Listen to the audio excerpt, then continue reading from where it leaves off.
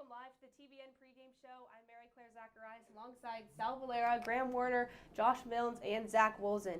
We will be previewing the Week 3 matchup as the St. James Academy Thunder will be taking on the Huskies of Blue Valley Northwest.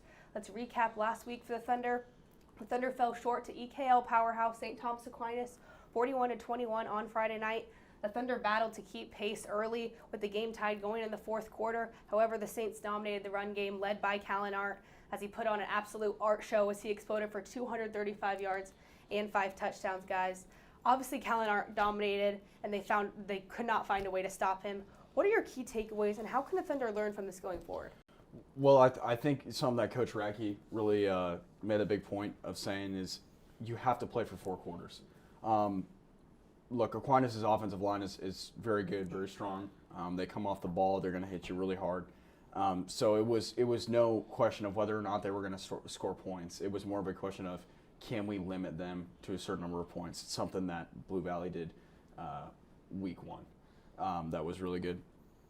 But no, I think that the takeaway here is you just got to play for 4 quarters of football. You got to push past. You got to use the experiences that you had over the summer of having to get through being tired.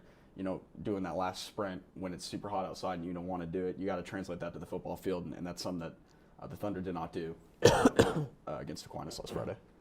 Yeah, of course, as Josh said, the key to beating Aquinas is you got to get a jump on them early, and that's something we've just struggled to do in past years. So when you let Aquinas control the pace of the game, they can basically do whatever they want. Absolutely. Playing Aquinas is like a ticking time bomb. You only have a certain amount of time before they really just run away with it. It's also like a second round of conditioning. You really got to play for 4 quarters, like Josh said. The Thunder only played for 3, and they kind of let it get away from them in the fourth quarter. Yeah, and they didn't take advantage of every opportunity. There were, I feel like, some missed opportunities, like letting plays get out of hand, go, and penalties obviously were a huge problem for them last week. Yeah. Let's talk about John Hornback, the quarterback for the Thunder. He showed his versatility against the Saints as he threw for 246 yards and 2 touchdowns while also adding 40 yards on the ground. Sal, how big is it for the Thunder to have a quarterback who can throw the ball but is equally good with his legs? Yeah, and that is a very good thing. I mean, he's versatile. Then that gives defenses another problem. They have to worry about him running and throwing, and he was doing a great job of both. He was very, very much taking advantage of the Saints defense when he was rolling out of the pocket and kind of spreading them out. That's where he got some of those big throws to players like Jet and Canzaneri when they got open. He was hitting them wide, but that was mostly because he started by rolling out of the pocket and spreading that field. So it's really good for them to have a versatile quarterback because that opens up the playbook for Joshi more on offense, but that also gives the defense another thing to worry about. Absolutely, I agree with you there, Sal. Hornback, once he gets out of that pocket, his read progression skills are absolutely magnificent. He makes the right read just about every time, and that's really what led him to a good performance last week. I was overall really impressed with John Hornback's performance. He played really, really well in JV last year, and so I knew it was probably only a matter of time before he was thrown and given his opportunity on varsity under Friday Night Lights. But yeah, I think it's exactly what you two said. Just giving the defense another thing to prepare for. That's always the goal. You wouldn't know it by watching it, but that game against Aquinas in the biggest of stages was his first ever start. And to see how he handled himself after some early struggles, it was really empowering to see, and it's good luck for the rest of the season. Absolutely. And the senior wide receiver, Alec Jett, also made an impact with 4 receptions, 152 yards, and a touchdown. Had a great long ball thrown by Hornback. What makes him such a threat for this Husky secondary on Friday night? I'll start this one. I'm a big fan of Alec Jett. He's just a big physical guy who's going to moss every defender he touches. His skills and versatility on the field is just absolutely astounding to see, especially last week with that long touchdown thrown by Hornback. The ball was just perfectly placed, and he got out in front of the defenders and took it all the way to the house. That was with double coverage as well, Yeah. so that was a great catch. I mean, does a great job making those catches in double coverage, but he's also got a little speed to him, and he's able to just kind of, if he can get an opening, he's gone. And he did that once. It was just a short little check down, it looked like. Broke a couple of Aquinas defenders, and he was just gone down the sidelines. So I think he's definitely going to be one to watch out for if I'm the Huskies because he can do it all at receiver. I mean, certainly he can do it all. I mean, it does help. It did help having Brody Bruggeman, kind of on the other side of the ball. Lots of film. or not on the other side of the ball, but you know what I Yeah. mean, like on the other side. Kind of helping, give that double threat. Now that Brody Bergman's out, it's going to be a little interesting to see kind of going forward what that's going to look like. But I think Alec Jett is certainly going to be the wide receiver one for the rest of the season. He has everything that he needs to have success. And, man, I wish I had him on my fantasy team. We're going to got me like 24 points or something like that. Yeah, of course. Jet is just a great dynamic playmaker for us, but Northwest is going to know this. They play against these type of players every single week. So when they game plan again around him and take him away, who's going to step up and get us what we need, like get yards, get touchdowns? Who's going to step up if it's not Jet? I mean, Sal, you mentioned the costly penalties, especially on the first drive of the game for the Saints. I mean, it's a reoccurring issue for their team. On the first drive of the game for the Saints, the Thunder got the stop on 4th down, but then they jumped off sides, which create a fresh set of downs for the Saints. How do the Thunder keep their composure and get their defense off the field early? It just all comes down to discipline and everyone executing to do their job. And so if they can't do that, you're not going to win games in the EKL. It's as simple as that, especially against Aquinas. I think that Zach got to it, hit it head on. I mean, that's pretty much all there is to it. Yep. All right, now let's turn our attention to Blue Valley Northwest, who have playmakers all over the field, guys. The Thunder face a similar back in LJ Ballins this week, who has 6 touchdowns in a span of 2 games. What can the Thunder defense take from last week to improve their ability to stop the run game this Friday night? I mean, it's just another week for the Thunder. Callan Arndt last week, probably the best running back in the EKL. Moving over to LJ Ballins, and another amazing running back, but the Thunder know how to stop these guys. The Huskies might not have as prestigious as an offensive line as Aquinas, but definitely LJ Ballins possesses all the skills that Callan Arndt has. And he's going to be a threat to this defense. The defense just needs to remain consistent and disciplined on their side of the ball, and I think we'll do great things. Yeah, Bowens, the clips I've seen of him, he's shifty. He can get out of situations and get that open field really well. Like, he's going to be able to get in the open field, and he'll take advantage of it. So if you're to the defense, you can't give him any space to run. You just got to wrap him up and get him down quick. I think it's going to come down to what defensive coordinator Coach Den is always capitalizing. You got to have multiple guys going to the football. You got to have 3 guys making the tackle, because if you got 3 guys on you, you're not going to shift past that. Somebody's going to be able to get their hands on you and wrap you up and slow you down. Yeah, as Josh said, I think rallying to the ball is really important. I feel like we've done good at that in past weeks, but we just got to be ready for everything. In past years, Northwest, I feel like, has ran the ball a bit more against us because usually they can. So, but we can't get sucked in by that either. We got to be ready for everything. That's what makes this offense so scary. And this Husky team has some absolute dogs on their team, but let's talk about the wide receiver room, most notably top 2028 recruit Baron Marshall, who makes plays on the football field but also on the hardwood for their basketball team as well. Marshall has racked up offers from Auburn, Ole Miss, and countless more, Tennessee, Mizzou, KU. How do the Thunder plan to contain such a force like him for the whole game, but they also have another wide receiver, Ada McGivney, committed to Central Missouri, so they got a big room, guys. A player like Marshall, he's really talented. He's got some height to him. So even if we were in perfect coverage, everyone was where they were supposed to be, it still comes down to our player against their player. And some of those times he's going to win that, and that's just something we have to deal with and game plan around. So it brings a really unique challenge that we're going to have to overcome. I think that's something new for St. James. Last week, obviously, it was very heavily focused on the run defense against Aquinas. Now you've got to watch the run and the pass too, because they have a very talented receiver room. It's going to be tough, but I think the defense has just enough to pull it through, because I think we got some really good players on that side of the ball. I think going to what Zach said, it is going to be our guy against their guy. And those one-on-one matchups probably aren't going to end up very well. I mean, he's a very talented wide receiver, so it's going to be a lot of, making sure that he's just covered at all times, maybe even double covered, getting into zone defense where there are multiple eyes on him at all times. Just eliminate him from getting the deep ball. That's been a huge issue the past few games. And the teams that they played is just the fact that he can make plays all over the field. So just eliminate the deep ball, keep him to the short game, and I think that you can kind of limit his yards. Absolutely. Piggybacking off you there, the first quarter I think is essential for this one when both teams are kind of feeling each other out. I think really just finding one matchup that suits Barron Marshall, and he's a matchup nightmare. So you really just got to keep trying and find one matchup that succeeds. If you can find that one or two guys that can keep him at bay the entire game, I think we can put a decent stop to him. Staying deeper than the deepest is really the goal of the defensive backs. And he definitely has the height advantage and the speed, too, Correct. for the Thunder defense and their secondary. Let's start with our Week 3 predictions. We got number 9, Shawnee Mission East at Mill Valley, Mill Valley lost to Lee Summit North last week. Sal, who do you got? You know, I feel like Shawnee Mission East are a strong team, but I am going to go with the higher-ranked Mill Valley. Home field, I think Mill Valley is going to do really well this week. Give me the Jags. Don't get me wrong, I love the Lancers, but I'm going to have to take the Jaguars on this one. I'm taking Mill Valley on this one. I mean, coming off a loss, they definitely want to come out firing the first quarter. I'm taking Mill Valley. Knock off Shawnee Mission East here. I'm also going to take Mill Valley here. It's going to be a good game, but I think Mill Valley is going to come out on top. They got all the tools. I hate to complete the sweep, but I don't want to overstate how powerful or how good of a team this Shawnee Mission East team is this year. They've got like a 2-3 year starter at quarterback, and they'll be really strong in the Sunflower League, but I'm just not sure they can find success this Friday.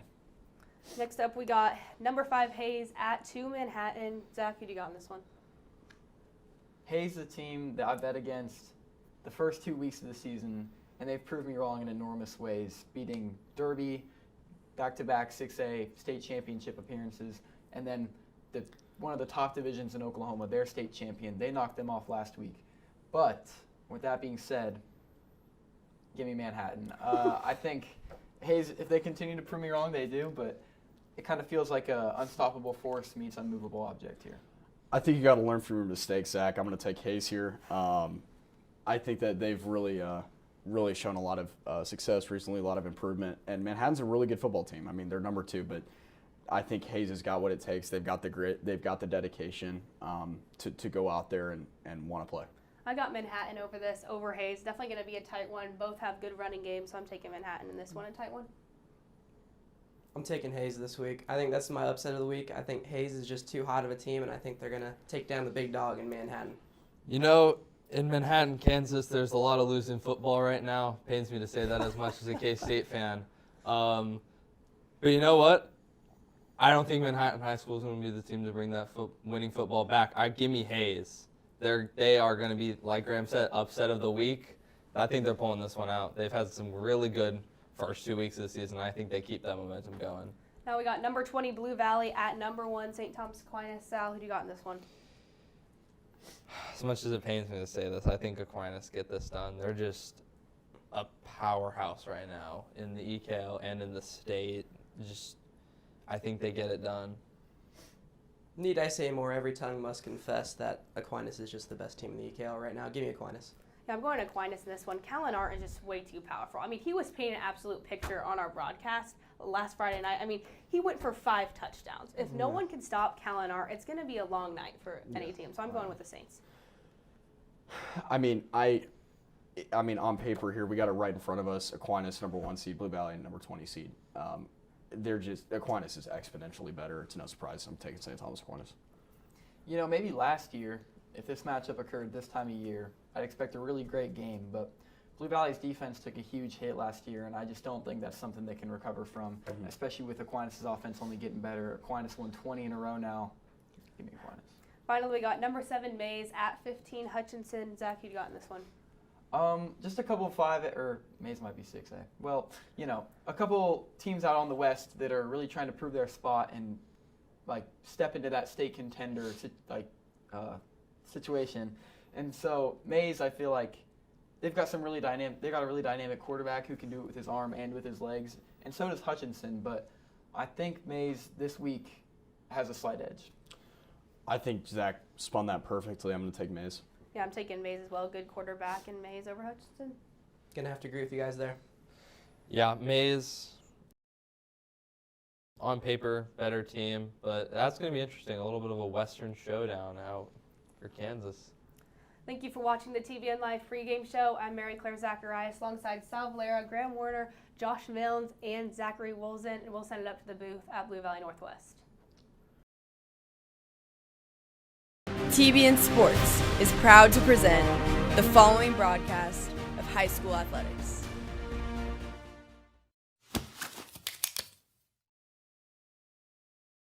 You got to give 212%. Because just okay isn't good enough.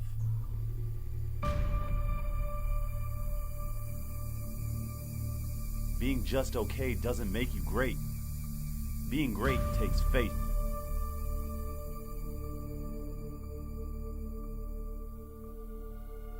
And brotherhood.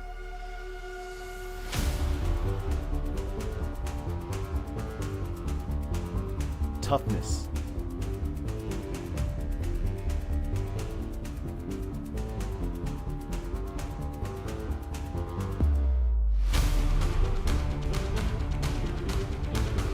Back, fourth down, big play here, he'll roll out left, he's got some breathing room, he'll make a decision, he'll go for the end zone, he will have a man, Preston Canzoneri, touchdown, St. James. And Canzoneri pulls it in the end zone, and St. James have some life back here in the second quarter. One back, he'll take it, he'll drop back, he's got a man over the middle, it's Jet, complete, he'll get the first down and more, 50 across midfield, 40, 30, 20, He's gone. 10, and all the way into the blue end zone. The Jet, Alec Jet himself, the senior captain wide receiver on this team, gets into the end zone and hopefully ties this game for the Thunder. 30, 20, Are you 10, kidding me? 5, touchdown, John Hornback. He is gone. As Scaletti heaves it into the hands of Brenton Banker.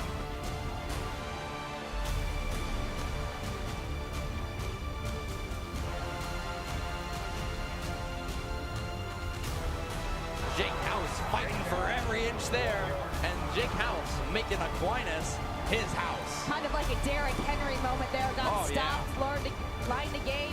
One extra push, he got it in for the touchdown for the Thunder. Shades. People are going to try and tell you that just okay is okay and steer you in another direction. There's only one way. Because we fight together one way as a team.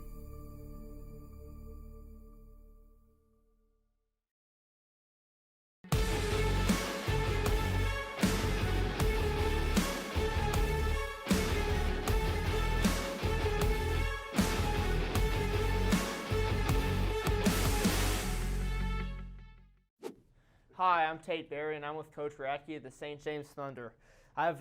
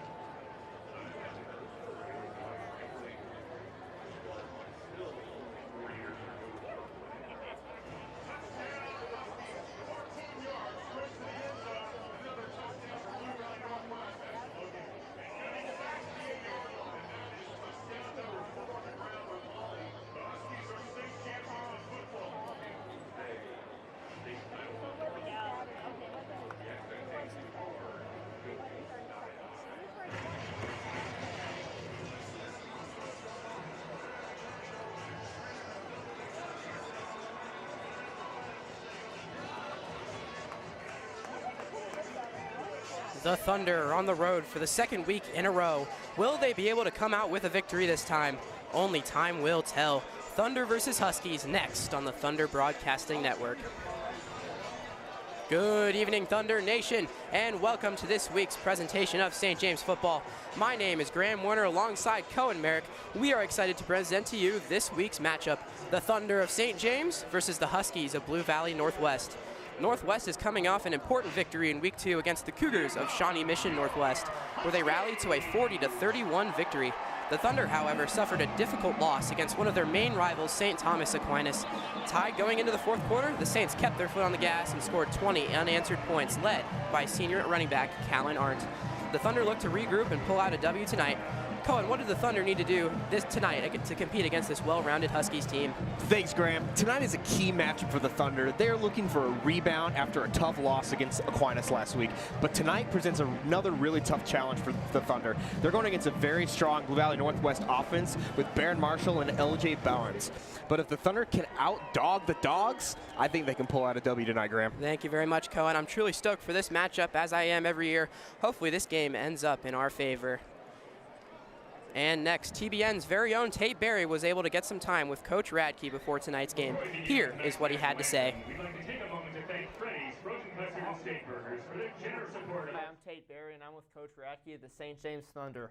I have 6 questions for you, Coach. What we got? What positives can you take out of the loss? Oh, not many, because I don't like losing.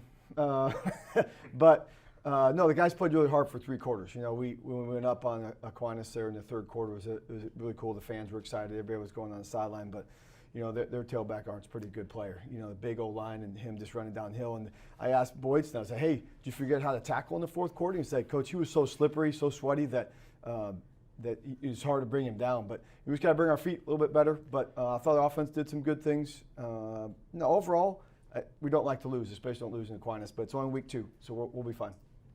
Okay.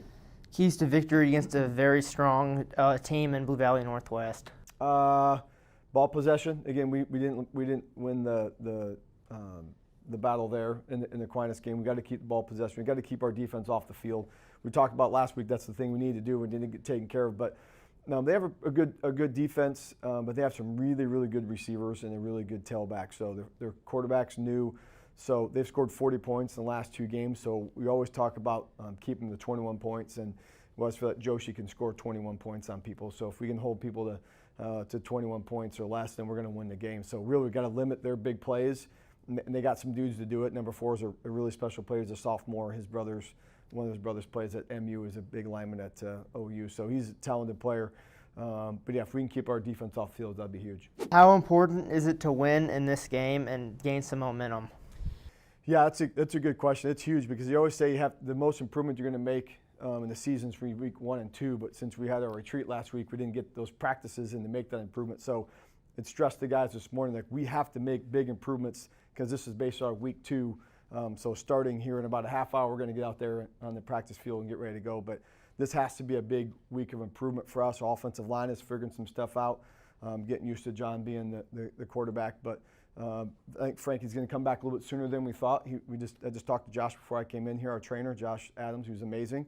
I think we'll get him back a little bit sooner. So, and Frankie was so selfless. He said, "Coach, is John going to be the quarterback when I get back?" I'm like, "We'll talk about that." He goes, "He needs to be. He's playing really good right now." And he goes, "I want to be what I did last year and play all those different positions." I was like, "Great." Mm-hmm. Thank you. That's all I have for you, Coach. Thank you. Thanks, Tate. This was great. Thank you. As we welcome you back here to the Blue Valley District Athletic Complex at Schweitzer. We're getting ready here for this showdown, the Thunder versus the Huskies. And tonight's national anthem was brought to you by Smoothie King. Enjoy a smoothie with a purchase.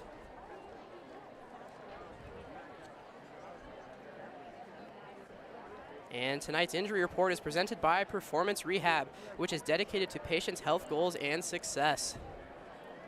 If you've lost a credit card, we have it for you at the visitor concession stand. Graham, I'm really excited for this game. You know, I had a blessed opportunity to get on the call here. You know, former St. James Academy broadcaster, you know, back in my day, you know, when they were still, you know, running the football and, you know, before all this air attack, you know, that we see all the time.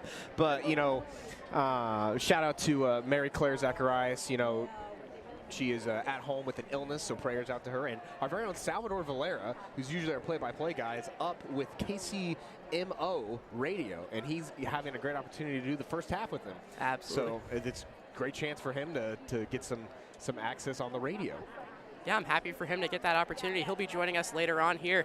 And our Mary Claire Zacharias, unfortunately, at home with an illness. Hope you're feeling better, Mary Claire. We'll see you soon. As just moments to go before this kickoff here, about 4 minutes left on the clock. Because Spectrum Sports is also here tonight, guys. They are broadcasting this game. They had an opportunity, and so when they are broadcasting, the game starts at 7:05 when they broadcast the game to make sure that it hits their TV times. Absolutely, just 5 minutes left.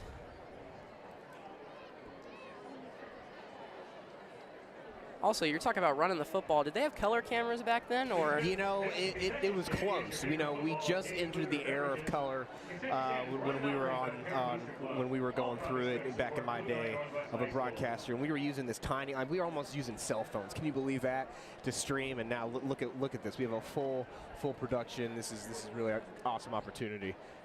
Having to carry all that film tape around must have been a drag. Oh, you have no idea. As our captains from both sides will be emerging from the sidelines. It's looking like House, Boydston, Jet, and Puhala there. Or sorry, Burns for the Thunder.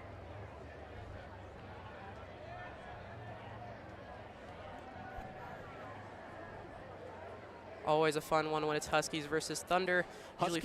Sorry, Graham, Huskies tonight, their fans look like they're rocking Blue Valley colors with the black and gold. Yeah. Not really sure what the theme is. Bumblebee out, maybe.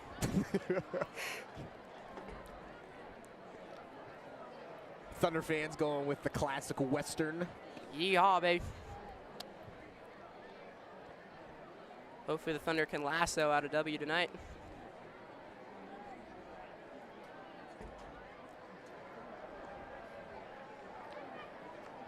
John Hornback warming up with Corey Kirshner on the sidelines. It's another night for him to prove his worth for this team after Francis McGinney, the starting quarterback, suffered a pretty gruesome injury in week 1, leaving him out for a few weeks. Graham, I just realized that the stadium lights are turned on. You know, it is still, the sun is still kind of up. It's setting. I would expect by this point they would turn the stadium lights on, and the fact that they are not on yet, you know, it kind of adds a question because it is kind of getting a little dark out here. Just another add-on to the elements for Thunder and the Huskies. These boys will play through rain, sleet, snow, anything. And dark. Absolutely, and dark. These boys looking fired up on the sidelines, ready to go out and get another W. From Harmony Middle School, Bo Dirks, Hudson Aguilar, Eli Howard, and Tyler Smiley. The Butcher Middle School, Patrick Carpenter. About a minute and a half left here until kickoff. And Patrick Robb. Congratulations, these outstanding student Well, I'm seeing when the boys get hyped before kickoff, you know, it makes me really excited to, you know, see that energy. You know, Graham, it kind of reminds me of my college football 26 dynasty of the Utah State Aggies. Oh, man. You know, I kind of give a little pregame speech myself as head coach. You know, I'm not talking to anybody, but, you know, just get the boys a little fired up. You know, you love seeing that energy out here on the field, and, you know, getting ready to see it again here tonight. And just, you know, makes the juices flow. Absolutely. Got to go grab some fruit snacks from the cupboard before that national championship game. Just talking to yourself. Got to psych yourself up. I'm going to win this one. Turn the volume all the way up. Feels like you're really in it, especially when you go on the road. Oh. As it looks like the Huskies will receive this kickoff. Here we go. Looks like it'll be Corey Kirshner on the kickoff, the starting receiver.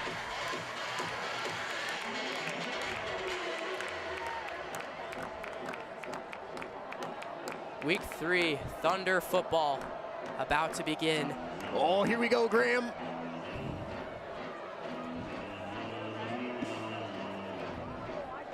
Packed out student section here at the DAC. And here we go. Thunder football live on the Thunder Broadcasting Network. It'll be returned by a Husky at the 5-yard line. He's cutting upfield. Already a flag down. as he'll be clipped on the ankles and taken down at about the 20-yard line, awaiting the penalty. Graham, usually on those kickoffs, probably holding, illegal block in the back, some illegal procedure going downfield. Oh, and quickly cutting the music. Looks like a hold.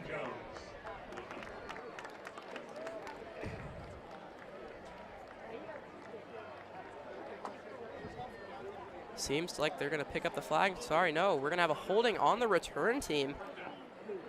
And that was Baron Marshall, the very decorated wide receiver, one on this team. He'll definitely be a threat for the Thunder defense tonight.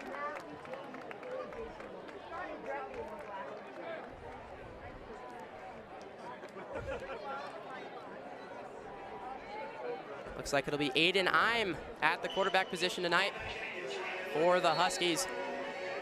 Bowens in the backfield, Marshall out wide. Having some audio troubles here in the stadium. Wonder if that will affect either side. Eim drops back, looks like he's gonna run it out of the pocket. He's got a man, over the middle, it's complete, it's Marshall, what do you know? Stiff arms a man, gets swarmed by the Thunder, and he'll be dragged out at about the 20-yard line. Graham, that was a heck of a stiff arm that we just saw right there. That's kind of Derrick Henry-esque almost. I was literally, you took the words right out of my mouth. Very scary from a wide receiver to be doing that first play of the game.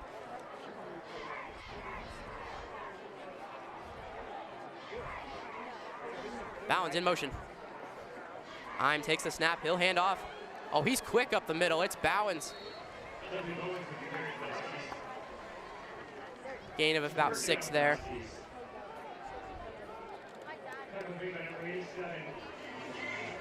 Trent Helmer there on the tackle. Having some audio troubles here in the stadium. I wonder if that throws any of the players off. Certainly would. Used to hearing some of that music. Hey, Graham, they got the lights on. Good to hear and see. Fake option play out to the wideout.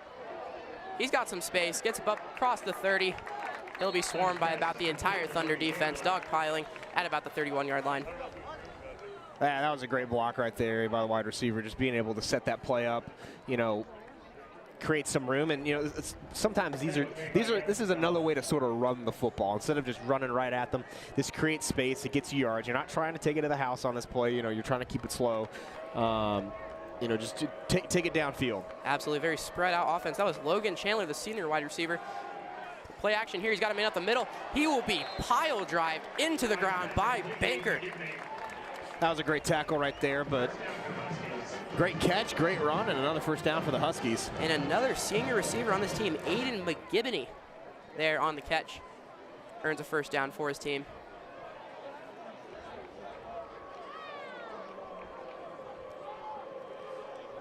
Peterson, the tight end, out wide. Eim and Bowens. Fake handoff again. He'll roll out right. He'll throw over the head of his man. That was his tight end there. Caleb Peterson, incomplete, brings up a 2nd and 10. Yeah, that's one of those just simple little tight end rollout plays, bootleg there by the quarterback, play action. And, wasn't able to hit his man, just some good pressure right there by the Thunder. Absolutely good pressure by the Thunder. Lack of poise in the pocket. Got to hit your man next time on that one.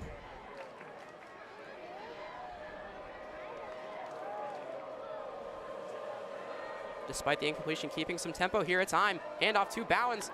He'll find his way up the middle into the arms of Brady Boydston. He'll be brought down at about the 45-yard line. Another great run right there by Bowens. Just, straight up the middle. As you said on the first call, he just quick, straight through the hole there and finding some space and keeping the ball moving downfield. Absolutely very talented at his position. Lots of touchdowns racked up on the year. Looking for some more tonight.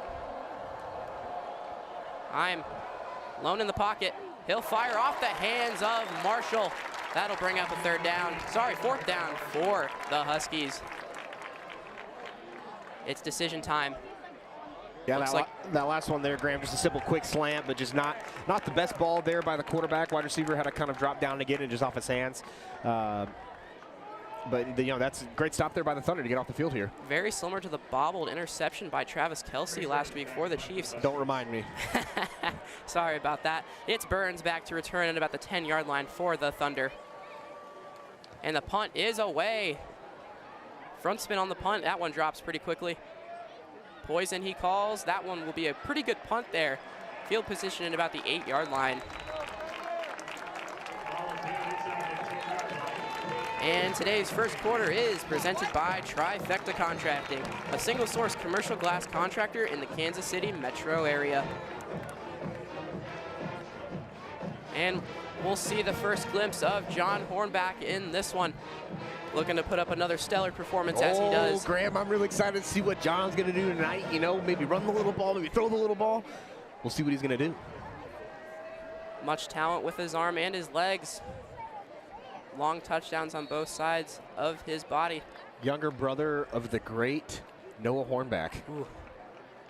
I can almost feel his presence. He's like 10 feet to the right of me in the stands. It's a quick jet sweep to House. He'll have a couple blockers. He'll get up to about the 15 there. Ball might have been out. What will they call here? Looks like all the officials are saying he's down. Far official over there saying he's down, so that looks like it's going to be the call. In high school, you cannot challenge. That is news to me. Unanimous decision by the referees to call that one down. It'll be a second down for the Thunder. Second and short here. Good creativity on the first play of the game. Little jet sweep. Haven't seen any of those yet this year. Wertenberger out wide on the close side of your screen. That's against Tegan Osboon, the corner. He'll be right up the middle. It's House. He'll get up to about the 28-yard line. Impressive run there. That was a great play there by the Thunder. You know, they just created some space. Alec Jett out there blocking with them. And just great movement there by House. Get the first down. Keep this going. And Alec Jett, our Shields offensive player of the game for week 2. Lots of receptions and lots of yards and a couple touchdowns there for the man. Very physical wide receiver. You'd think he'd be fast with his name Jett, but he is fast. It's just he's really big and tall. You really wouldn't think that as a defender. It's Hornback, fake the roll. He'll roll out right. He's gonna fire short. It's Wertenberger. He'll catch out of bounds. That was a great throw there by John, and he rolled out there, and you know he did a lot on that play just to create it. And then the toe tap right there by Wertenberger just to be able to stay in bounds and make that catch. That was a nice little NFL catch right there if I've ever seen one, Graham. Absolutely. I've been talking to Matt Wertenberger lately. Been hyping him up for tonight's game. I'm glad to see him putting those words to use. Another second and short here for the Thunder.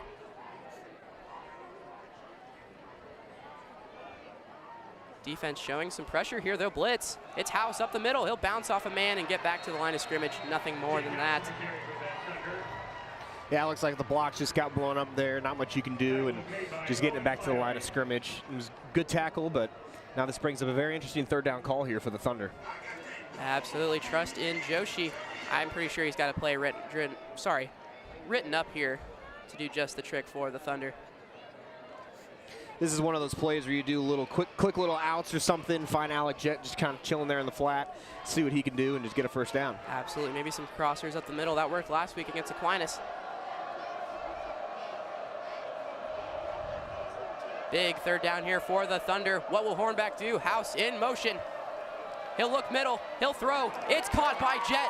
Trying to fight off a man. He's already got the first down. He'll stay on his feet out of bounds at about the 41-yard line.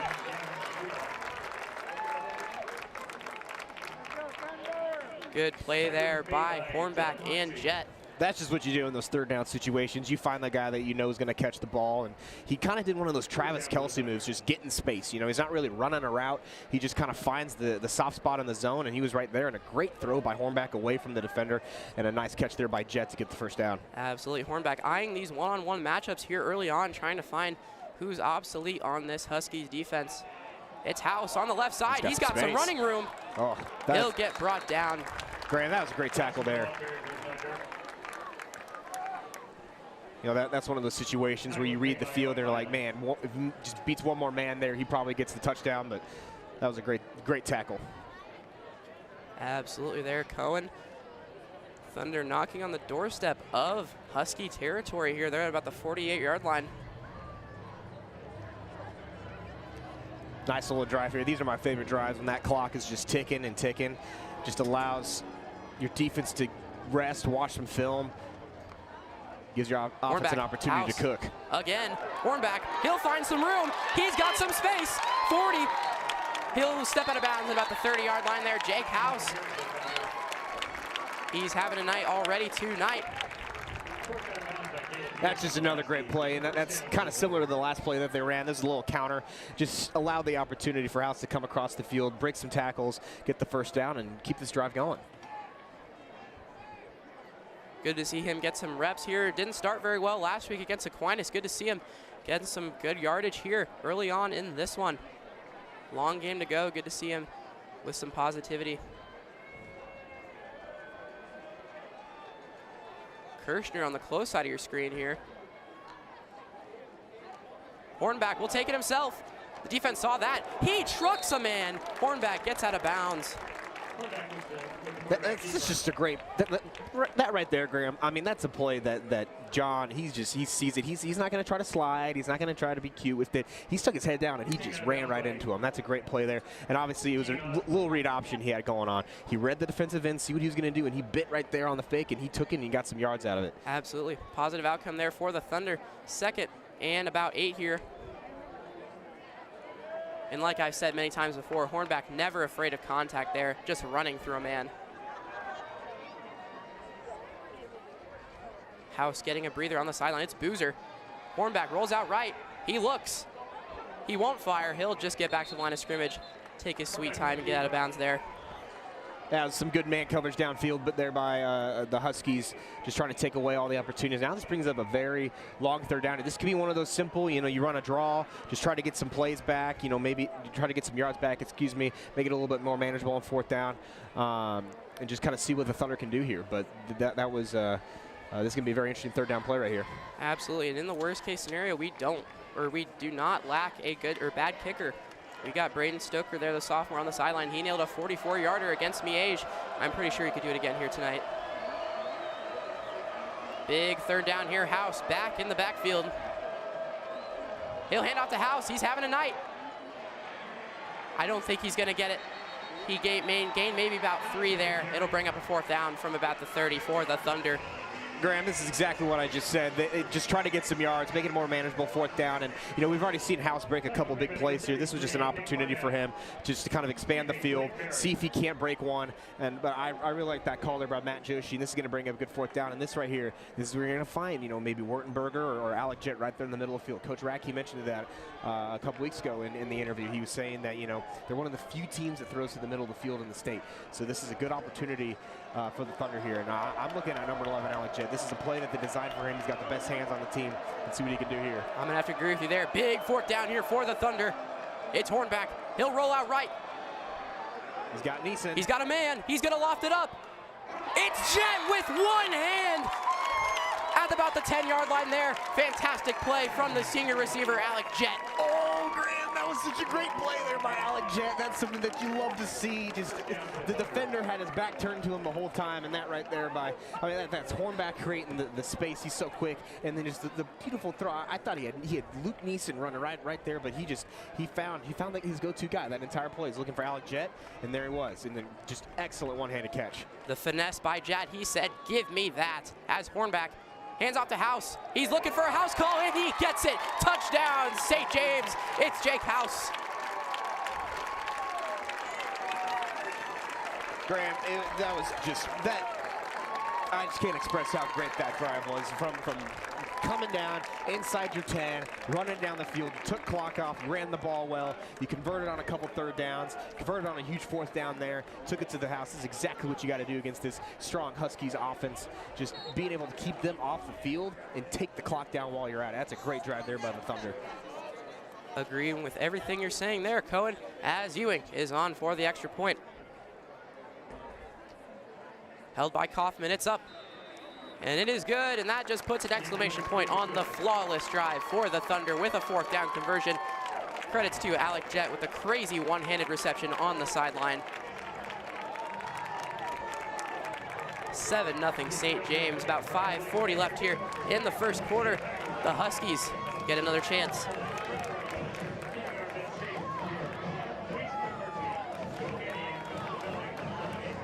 Now I'm expecting Blue Valley Northwest here to open the playbook a little bit. They're going to start finding some plays. Just give their playmakers the ball. Give them a chance to create opportunities, move the ball a bit down the field. St. James' defense has to come out fired up and ready to go.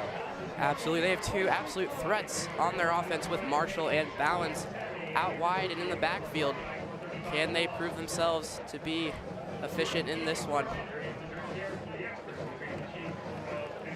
That SJA touchdown is presented by Clodic Wealth Management. Clodic Wealth Management helps to fit all of the pieces of the financial puzzle.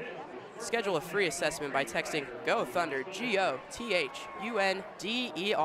to 913-402-6099. That is 913-402-6099. Clodic Wealth Management is a proud supporter of the Thunder Broadcasting Network. As we'll have Kirshner back on for the kickoff. Good to see the wideout getting some kicking action for his team.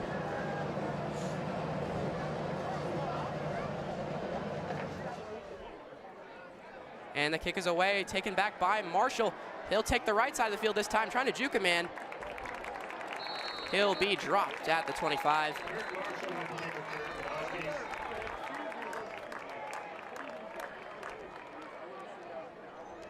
Tackle was made by number 40, Brennan Jones.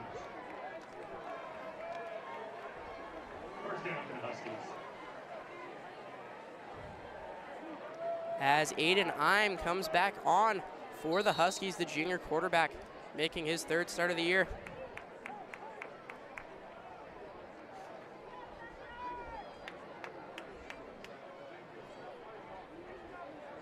Myers on the close side. It's Bowens up the middle, looking ferocious. He'll get close to the first down there.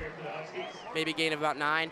Looks like it's going to be about a yard short there, Graham. But as I was just saying, I mean, that's a great opportunity. Just give him the ball in space. Let him run up the middle. I mean, he's a quick guy. Absolutely, more shifty. But you can also take some contact. That's just what makes him such a versatile running back and such a great playmaker at his position. It's Ime. He'll be brought down in the backfield by a swarm of Thunder defenders. They might have gotten the football. Looks like they'll call him down there. Looks like Helmer thinks that he got the ball there, but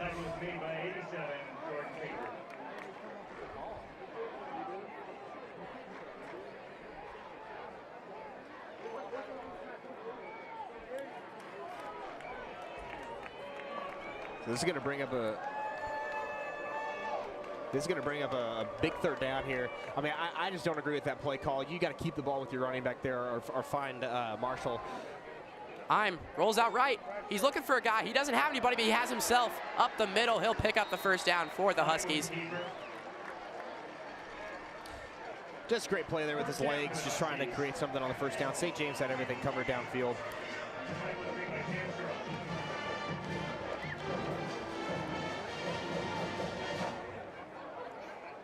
And just letting the Thunder get, just keeping this drive alive. That's a great opportunity.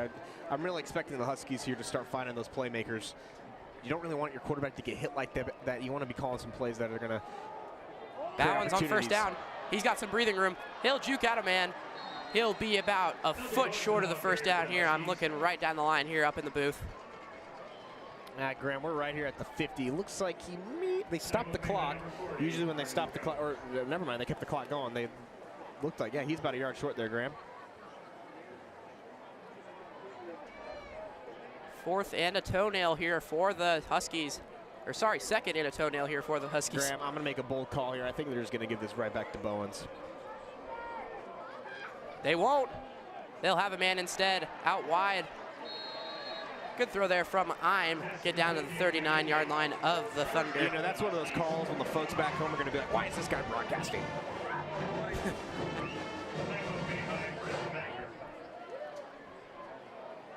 Cue the little incorrect buzzer. It looks like kind of walking off there, a little shaken up, was the wide receiver after that play. So hope he's all right.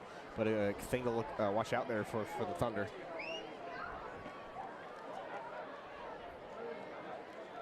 That was McGivney for the Huskies. As Ime takes the first down snap, hands it off to Bowens. They're looking for him in the backfield. It's Charlton giving him a big bear hug. And Bowens right there, I mean, he just falling forward. That's what you want from your running back. You know, just no matter what, he's going to get yards out of a play. And that's just something the Thunder may just have to give up here.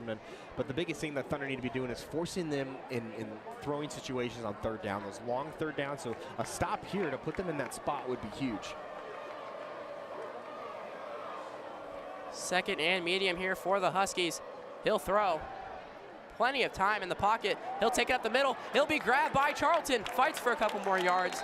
He'll be short of the first down. Good effort, though, from the junior quarterback. That was a little dangerous there by Ime. He kind of had the football out a little bit. You know, you got to make sure that you have strong ball security, and that right there is just a dangerous play by your quarterback. Got away with it, but you know, you just got to be careful in those situations. Big third down here for the Huskies. Ballens on his left. Man in motion. He'll hand off to Ballens. He'll get up there. Will he be short? Looks like a fourth down here. Good defensive stop there by the Thunder. It's decision time once again. This is obviously a no-brainer in high school. You know, you're not going to really see too often on a fourth and 2, 4th and 3. This is be a big 53-yard field goal that I don't think the Huskies are willing to take right now. But this is a very interesting play. If I'm Boydston, I'm looking straight in the eyes of Ballens. Where's he going to go?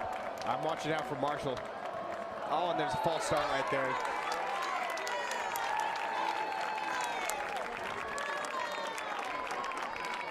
You would be correct there, Cohen. It's a false start. It's 5 yards. And now it's a bit of a sticky situation for the Huskies. Yeah, the tight end right there. It looked like they were trying to do a hard count, maybe make the Thunder jump, let them think about it, and it looks like the tight end there just jumped a little bit too early, but you know, it's all right. And this really helps out the Thunder now here on fourth down, you know. So, but now this is a definite pass situation here. Just watch the quarterback. You know, we've already seen he likes to scramble. He likes to extend plays with his legs. So really pay attention to him here on this fourth down. Burns and Boydston playing the safety. He's got a man in the middle. That'll be a first down for the Huskies. Found the soft spot in the defense and delivered. Great throw there by the quarterback. That was a great play. Chandler right there. He was just trying to, you know, again, one of those just get to the first down marker, get a couple yards beyond it, stop, turn around, and the ball is right there. And that was a great throw by Ime.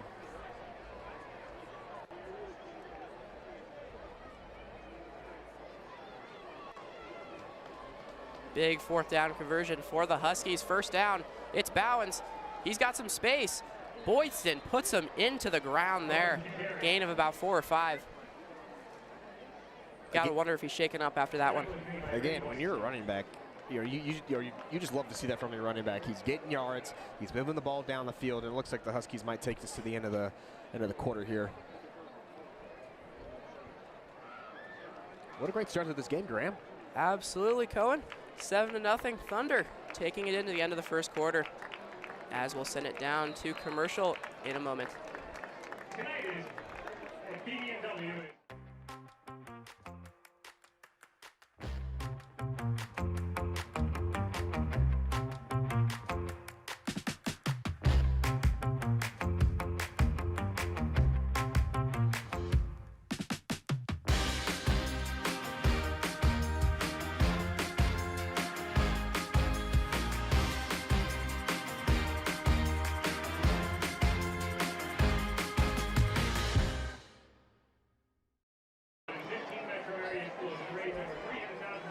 As we welcome you back here to the District Athletic Complex of Blue Valley. It's a 7-0 lead. The Thunder are on top with a house call early on the first drive for the Thunder. Yeah, that was a great first half there by the Thunder. They forced the Huskies to punt on their opening drive, and they went beautiful drive down the field, scoring a touchdown with Jake House. But now the Huskies here trying to respond on their second drive of the game, looking to tie this game up. You know, they just converted on that big fourth down there.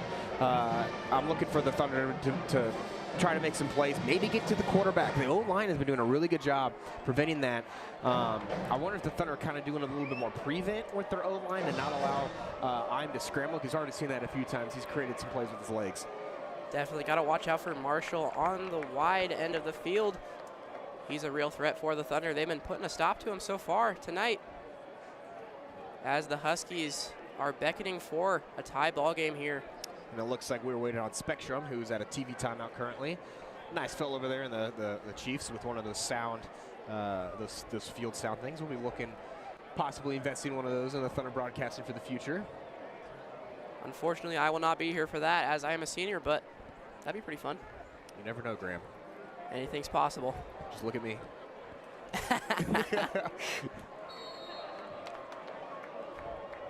It's second down. It's the second quarter. We're having a good time in the booth, and it's I'm in the backfield with Bowens. By booth, he means top row of the bleachers. It's I'm up the middle. He'll be hammered by Banker. Might have gotten the first down regardless. Looks like he did. That was a tough play. A little quarterback draw there. I don't know how these guys take these hits and just eat them up like it's nothing, especially the running backs. It's absolutely insane to see how hard they get hit week in and week out. And I like seeing that tonight by our quarterbacks, Graham. Looks like Hornback and Ian, they want to go out there and they want to hit, they want to be hit. You know, they're very physical guys. Absolutely, and if I'm a linebacker for both sides, I'm looking for that guy. When they don't feel contact, you get your chance to just knock them out. It's Bowens. He'll be wrapped up by Charlton and finally brought down. He fell forward, a gain of maybe a couple there, but good prevention of extra yardage there by Charlton. Again, that extra effort there by Bowens. He did exactly what he needed to do and just falling forward. The Thunder need to start, I think, paying a little bit more attention in that, just preventing the extra yard. I mean, that's another yard or two that he's getting by falling forward. And those are big on like 3rd and 4th downs. Heim throws out to the option. It's Marshall. Jukes out a man. Jukes out another. He'll get brought down at the 10-yard line. Gain of about 2 there.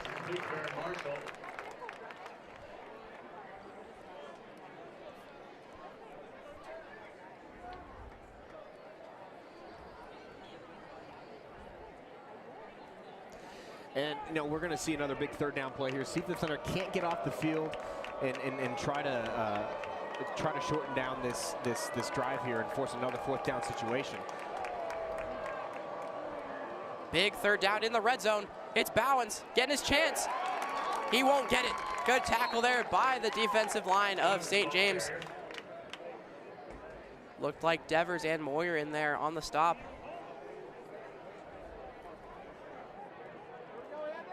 And right here, Graham, we're going to see another 4th down situation. This, to me, honestly, I think is pretty self-explanatory. You're giving this ball to Bowens. You're letting him get the 1st down. He creates so much space. He creates so much opportunity for these guys, and I think this is just a no-brainer to me. And the Thunder seem to know what's coming, but the real question is where, left, right, or center. Could also see a sneaky option here. These boys are fired up. It's 4th and 2. I'm taking it himself. He's close. Graham, I don't know if he got there. They're whistling this. I think he got stopped. We await the call. Puhala with a nice tackle there. They're calling it a first down. Give him a 1st down. That's really close, but oh. No, they will not. The Thunder get the football. Great stop there by the defense, led by Boydston. Yeah, Graham, there for a second, I was like, man, I thought he was short, and just by the way the players reacting, and that was a nice stop there by the Thunder. Absolutely impressive showing of defense and integrity there by the Thunder. And the Thunder starting this drive the Thunder loaded the box on that last play. They were not letting them run up the middle that time. That's one of those where you got to think about running an option. And look, they just gave. If you're going to be running the ball up the middle like a quarterback draw like that, you need your running back out there blocking. The Thunder starting this drive where they started the last drive at their 8-yard line. Once again, it's House on 1st down. He's sneaking up the middle. He'll get up to about the 17-yard line. Now the Thunder offense coming out with a little bit of rest. And after their defense just made a big stop, Graham, if I see another 10-plus play drive here, taking some time off the clock, I might go to sleep. I'll take care of you if you do that. I like talking. It's 2nd down, Hornback, 2nd in, very short here. Jet pops in the backfield, it's House, extra blocker there. He'll get the 1st down in more. Looking for a gap. He'll get caught up at about the 28. Another impressive run from House. He's having himself a night so far, and it's only the 2nd quarter. House came hungry tonight because he is eating all over the field. Every yardage mark is, you know, it's kind of like a peanut M&M. You know, he's seeing it and he's like, yum, yum, yum, yum, yum, yum. It's like every yard. I'm not sure I tracked there, Cohen. Yeah, he's going to be pretty full of peanut M&Ms by the end of this. Maybe I'll go grab some at halftime to try to understand that one. It's 1st and 10 here from about the 28. It's Hornback. Jet in motion again. He'll throw out to the option. It's Neeson. He'll be grabbed by the face mask. That looked pretty blatant. The referee looking right at it, won't call it. Graham, I think he might have just grabbed him underneath the shoulder pad right there. And he was in that face mask territory. I wouldn't have been surprised at the call, but the referee was right there. And I think might have made a good call there. Good eyes from the referee there. Regardless, it's 2nd and about 5 here for the Thunder. They're pushing up field with a vengeance.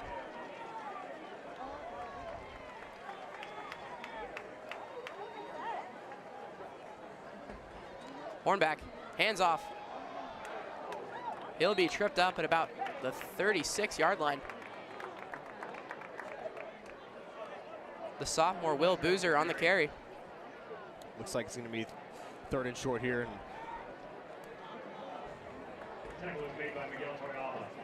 Definitely an opportunity for some more yards there by Boozer, just getting tripped up. Regardless, a good gain. Looks like the Thunder coming out with a pretty heavy set here on 3rd down. I have a feeling this might just be a run up the middle. It is. It's House. He's close. Looks like he got it. Yeah, that one right there is just too easy, Graham. You know, that's a great opportunity to, you know, as I was saying earlier, he's been eating a lot, and that's just a great play, running up the middle, getting some yards on the 1st down, keep this drive going. Nice 1st down there, led by the center, Jack Godar. Run up the middle, very impressive blocking from the Thunder. That's the other thing about those offensive linemen. They like peanut M&Ms too, Graham. You know, they want a little share. It's House in the receiving game. He'll juke up a man, get it up to about the 43. Gain of about 4 or 5 there for the Thunder. I actually really like that call there by Matt Joshi. What he saw is just give your offensive line a break. You know, you've been running it right up the middle. You know, been going downhill pretty much this entire drive so far. Create something outside. You got yards. It's positive play, and that's what you like to see. You like to see positive plays out of this. Good analysis there. It's 2nd and about 8 here for the Thunder. Maybe a shot from Hornback. Never mind, it's a handoff to House. He's got plenty of room. He'll get outside and wrapped up at about the 50. Lost the ball there, he was definitely already down. The ball will be spotted right at midfield. Another great run there by Jake House. Just, you know, why stop? If it's working, what's the line? If it ain't broke, don't fix it. You know, and that's just a great play there by Jake House. Just found more space, another opportunity. He's so quick off it. Looks like they're giving him a rest here on this play. Might be your shot time here, Graham. House moving the chains. The Thunder moving the football quite well this drive. It's Hornback. It's Boozer on the outside. He'll get some room. He almost broke free there. He'll get about 10 yards there, close to another 1st down. Maybe a couple inches short. A great blocking from the Thunder tonight. You're not going to hear it enough. Credit to these linemen and receivers. Graham, this is about 2nd and about an index card. Maybe a fingernail. This is really close. The 1st down's at the 40-yard line, and that ball is sneaking up on it. It's like how I am in the morning. You know, I'm waking up and I smell the bacon, but it's not quite ready. I'm not quite there yet, but stick my nose up to it and I'm smelling the bacon, and man, it smells delicious. I want some bacon right now. Sounds really good. 2nd and a football here for the Thunder. It's Hornback. It's Boozer. He'll get some more time. He'll be brought down. Good ball security there from Boozer. Graham, did you see the offensive line on that play? They moved their entire defense to that side to create a yard, and that's how you know you're dominating a football game, is when your offensive line is moving the entire defense like that. This offensive line should feel really motivated right now with that play. Absolutely. When you're parting the football field like that, is Hornback Moses or is Coach Joshi Moses for calling the play? You really got to think about that one. Both. Yeah. No comment there. It's Hornback. He's going to get it himself. Rolling out right. Plenty of pressure. He'll just throw it up. It'll be out of bounds. Canzoneri, the intended receiver there. Lots of pressure, good defensive play call there by the Huskies, forcing a second down. Yeah, it looks like Northwest there. They just brought some pressure. Great job there by Hornbeck. He kind of had a man there. That's a tough throw against your body. But create a second down opportunity. We saw so many runs there in a row. But I think this just kind of gives another great chance for the Thunder to do something more on the ground. This is going to be a big second down play. You know, they haven't been in a 2nd and 10 like this with the clock stopped. So I'd be interested to see where the Thunder go here and see if they can't make this more manageable 3rd down. It'll be House. He's got some room. He's finding some holes. He'll get up there to the 27. Will it be a first down? It'll be close. It'll be 3rd and about 1 there for the Thunder. Great effort there from House with the defense closing in. Looks like they're hurrying it up here. Another one. He'll get the first down. Jake House is having himself a night. What a call. You know, we hardly ever see the Thunder offense go under center there. And we just saw Hornbeck right there, right under the center, took the ball in a nice little pitch out there to House, and they hurried up. And that's a great play call right there by Joshi. And now the offensive line gets a little breather here. 25 on the play clock. That's a lot of time there for a football game. Closing on 4 minutes left here in the first half. The Thunder still possess a 7-0 lead. Knocking on the door of the red zone here at the 22-yard line. Neeson in motion. Hornbeck. Lots of pressure there. Tried to get House early. Maybe another face mask call. Yeah, Grant, that one looked a little bit more like he did wrap him around the helmet. That could have been an interesting if they had gotten that call there. No referee right on the scene there. Maybe blocked by a body or two. Regardless, it's 2nd down. And Graham, the biggest thing about this drive, tick, tick, tick. That clock is just ticking, keeping that Blue Valley Northwest offense off the field. And the Thunder got to come away with points here. Got to play smart. Dare I say, Aquinas-esque offense from the Thunder here, minus the running the ball.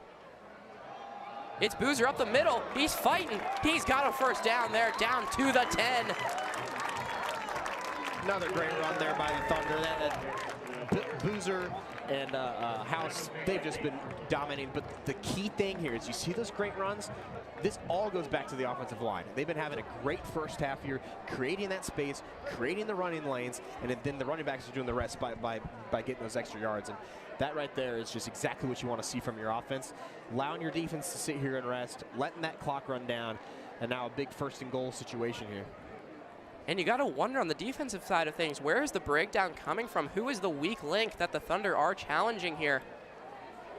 They've been running all over. They've been running to their outside right, outside left, right up the middle. Lots of pressure there. Boozer up the middle. He'll meet a man in his tracks.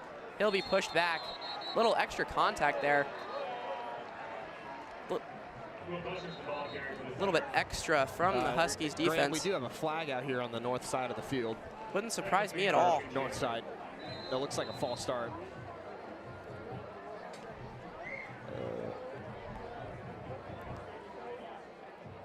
As we await the penalty, tonight's game coverage is brought to you by Kansas Sports Central. From final scores to rankings, highlights, and more, Kansas Sports Central is your home for high school sports across Kansas. Stay connected and follow at KSSCENTRAL. That's KSS Central on Instagram, X, and TikTok for all the action. Local businesses advertise with Kansas Sports Central and reach thousands of fans across the state. I am a follower of Kansas Central on Instagram. They provide really great content. That's not them telling me to say that. That's my personal opinion there. Love what they do there on their Instagram page. Looks like they had to reset the clock there. Reset to 3 minutes. It's Hornbeck with House in the backfield. He'll fake, throw up the middle. Oh, and he just dropped it. Oh, Graham right there. He tried to do it with one hand and just did not get it on there. Right? Two hands.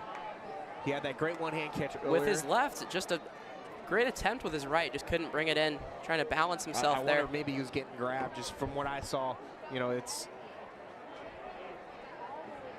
tough, but maybe too high of a ball there by Hornbeck, but he was wide open. Let's see if the Thunder can't get here. You know, took all that time off, been running all these plays. You got to get 6 points. This is a big 3rd down right here, Graham. You know, if I'm Joshi, I'm running that exact same play again. Looked pretty good there. Hornbeck showing blitz. It might have been the same play. Hornback, he'll fight out of it. He'll get brought down there at the 15. Huskies brought pressure there, Graham, and the Thunder were running a little read option, and Hornback kept it there, but that's a tough third down play. You know, that's one where you like to see maybe run a screen if you see the blitz coming, create opportunity, but you know, you can't really fault the offensive line too much on that one. That's just, it's really tough. But this brings up a big fourth down and goal here, and I wonder if the Thunder are going to attempt a field goal here, go up by 10. But I'm very interested to see what the Thunder are going to do here on fourth down.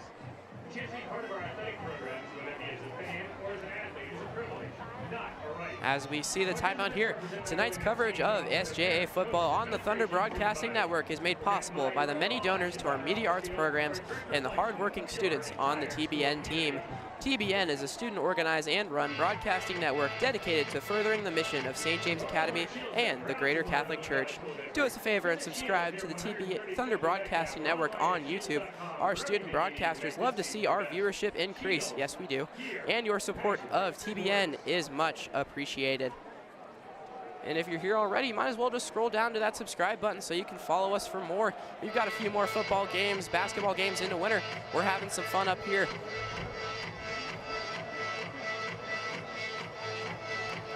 As we'll send it to one more of our sponsors after this. Big fourth down here, Graham. Looks like they're going to go for it. 4th and goal from the 14-yard line. I'm looking for Jet. What are we thinking? I trust. It's Hornback. Oh, and they got him to jump. They're going to throw a They're flag. going to throw it. Great discipline by the Thunder offense. Bad discipline by the Huskies defense. That'll get them a few yards closer.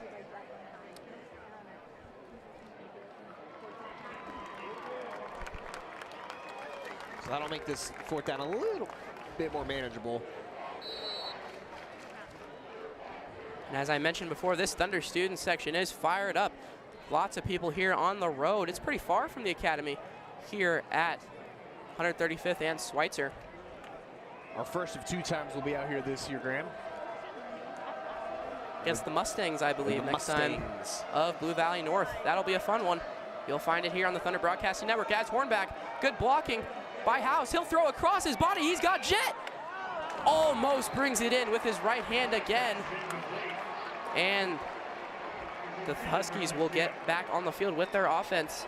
Graham, that's a classic Joshi play. We've seen this play go back years with several different offenses, and Blue Valley Northwest saw that play.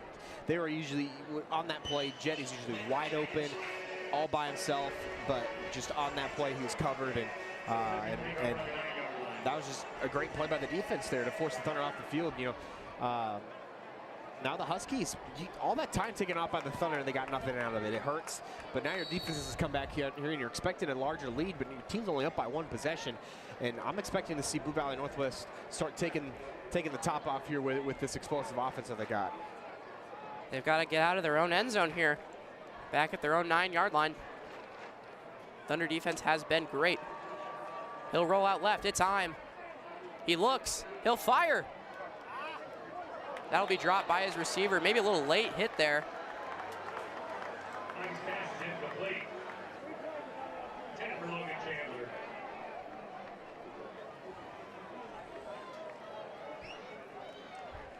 And tonight's game is brought to you by Freedom Physical Therapy and Training Center. From athletes to parents to grandparents, you deserve to move pain-free for the people and moments that matter most. Take back your strength. This is Freedom.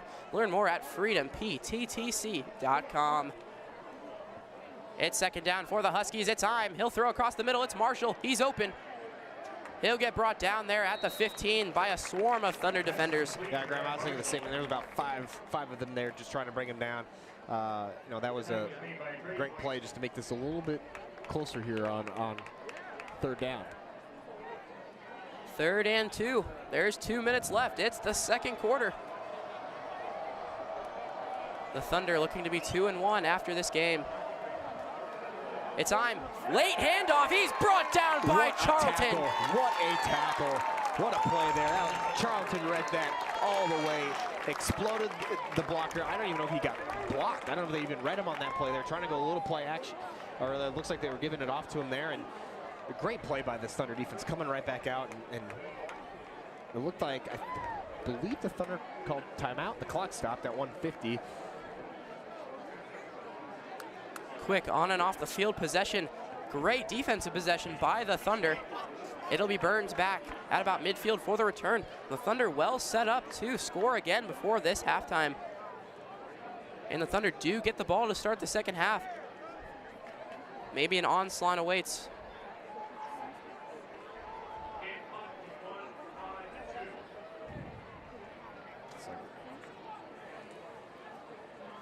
So going on with the game clock there. Trying to get a reset to 1:52. And they will. Maybe an official timeout here coming. No, I thought St. James called a timeout there. Probably the better idea with a 4th and long and a chance to score here. Yeah, I believe they did. As we will go to a timeout. Blue Valley fans, a big shout out to our local Price Chopper for their continued support of our student athletes and activities. Price Chopper is your neighborhood grocery store, offering fresh produce, quality meats, and everyday essentials at great prices. Graham, I'm expecting here just some more dominant football by the Thunder. I mean, this is going to be very interesting drive here. You know, a little 2-minute drill, 1:52 on the clock. I think just getting the Thunder, moving the ball down the field, trying to get points, because this is where they call the 1-2 punch. Scoring right before halftime, and you get the ball come out of the half. And the way we've seen the Thunder move the ball in this game so far, they've had 2 possessions. They've dominated time of possession. They've dominated total plays. Obviously, the scoreboard doesn't reflect that. You know, they could be up 14-0. Obviously, they just had that 4th down stop. But they have a chance here to make up for that last drive and have a nice, comfortable 2-possession lead at halftime, and they get the ball. This could be really nice for the Thunder. And the punt is away for the Huskies. It's a high, booming punt into the lights. Make sure the Thunder get out of the way. As the Thunder will take possession at the 49-yard line, technically across midfield in Husky territory. And they forgot to start the clock.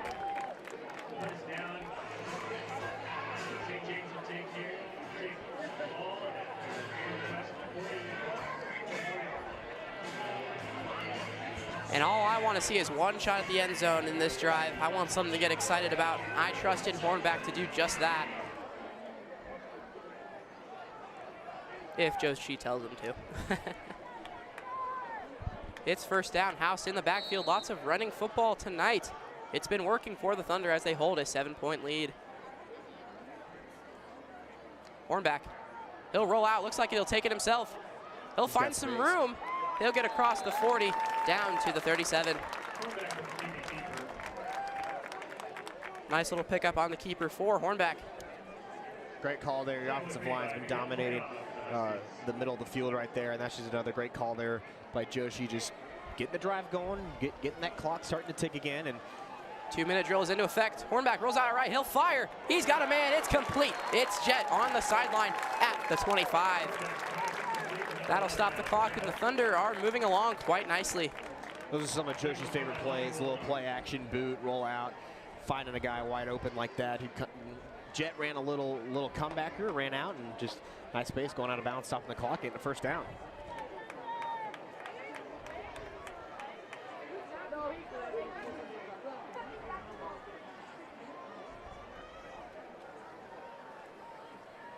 Another first down for the Thunder. It's Hornback.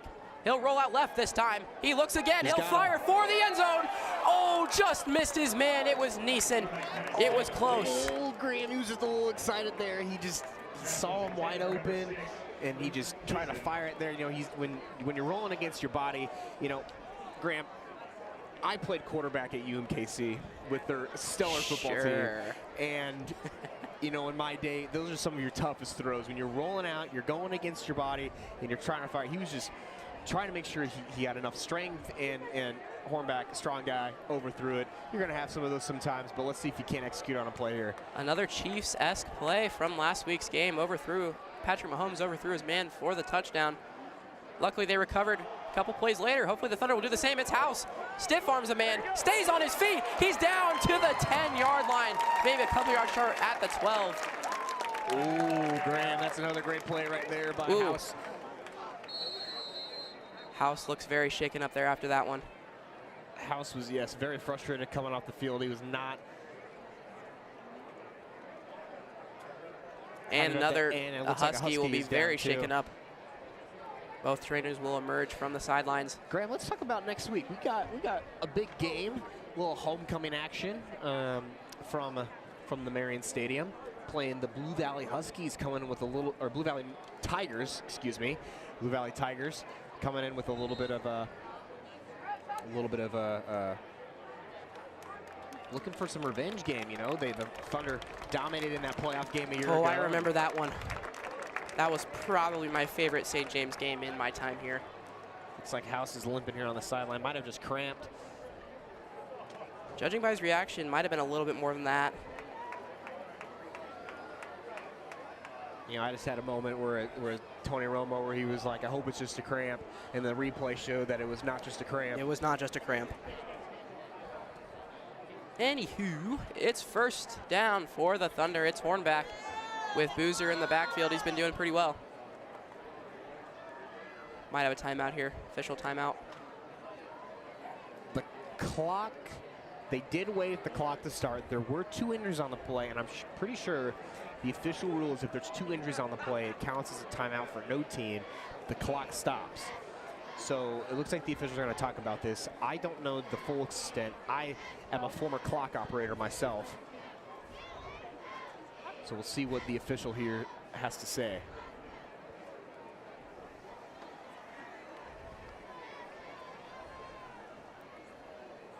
They're chit-chatting this one over, making sure there's no extra shenanigans.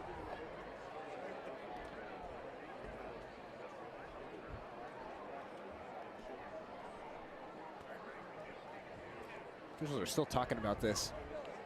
You know, when I was a referee back in my day, 40 years ago. I memorized the book front and back before the test. Oh man, what are we doing? So it looks like they discussed. This is a first down. Looks like we've got some clock confusion here. If I'm the Thunder, I'm just going to try to punch it anyway, no matter how much time they're given. That is a lot of time on the clock. They didn't give I think Racky might be frustrated because they didn't get a chance to call a timeout. Maybe that's what he would have wanted instead of having the clock tick that far down. But it looks like after the officials are talking about it, Racky does not seem happy. But 30 seconds here. Thunder have 2 timeouts, so they still have some room here as they're from the 17. Punch it anyway, Hornback. Oh, it's running clock too. 27 and counting. Hornback, he'll take the snap. Out to Boozer. That'll be incomplete. That'll stop the clock regardless. 21 seconds remain here in the first half. The Thunder stand at the 16-yard line. Sorry, the 13-yard line. House being checked out by the trainers. He's getting taped up. Looks like he'll want to go back out into this one.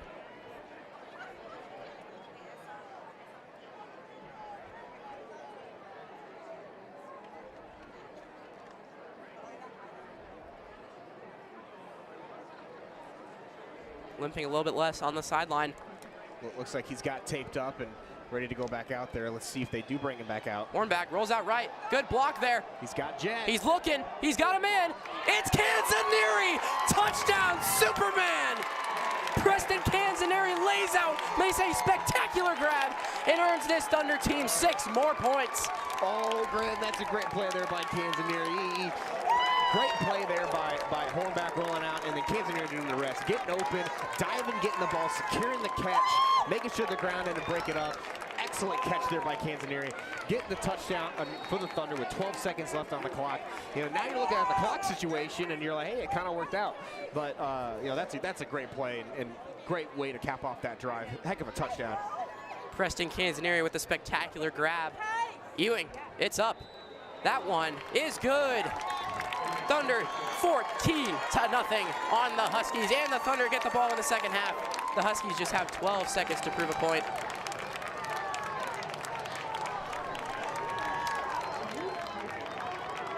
Grant, that's what I like to call a good 2-minute drive. They move the ball so quickly. I mean, we've seen it different types of Thunder football here tonight. We've seen 2 long drives, one mixing in with the pass, the run. Another one was just straight hard run. This one was a good 2-minute drive that took the Thunder right down the field, scoring a touchdown in quick succession. And now 12 seconds left, they're going to go into halftime with a 14-point lead, barring something else. Some of that time being taken away from the clock may have been in the Thunder's favor there when all is said and done. And that St. James touchdown is sponsored by Covenant Custom Homes, built on tradition, growing through innovation. Nearly halftime here. 12 seconds remain. Kirshner will be on to kick. And just going back to that touchdown play, Canzanieri, the wide receiver, I think 5 on this team. The senior making an absolutely spectacular grab. He's been showing up day in and day out in practice and in games, having a touchdown catch last week. Really glad to see him doing what he's meant to do on his snaps.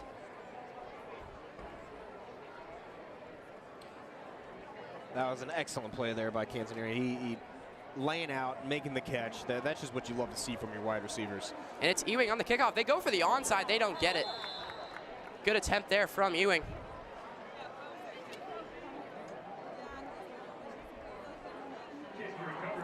And as we see that touchdown on replay there, very impressive play from Preston Canzanieri. Absolutely snared it midair, laying out, putting his body on the line for his team. Just a great play. I mean, you love to see it by the Thunder, you know, creating an opportunity and moving the ball down the field. Now, the only thing about that onside kick that makes it interesting, this is in Hail Mary range, per se. You know, they have 3 timeouts, 2 timeouts, and I think this is something that if they're able to get a couple quick plays here, they can make this a pretty short. It's looking like it. I might take it himself, trying to get in field goal range. Big hit there. He'll get down to the 41.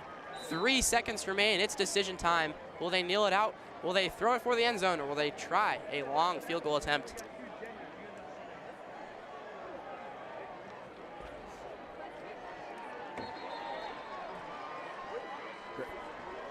Graham, are they going to kick this? I see the kicker, number 27, Trace Rudd. This would be a 59-yarder. Can the line hold for him? This is a very bold decision. It might as well. Why not? We could have one of those, oh my gosh, Auburn's going to win the football game moments here. Yeah, if I am Coach Denton, I'm putting somebody back there.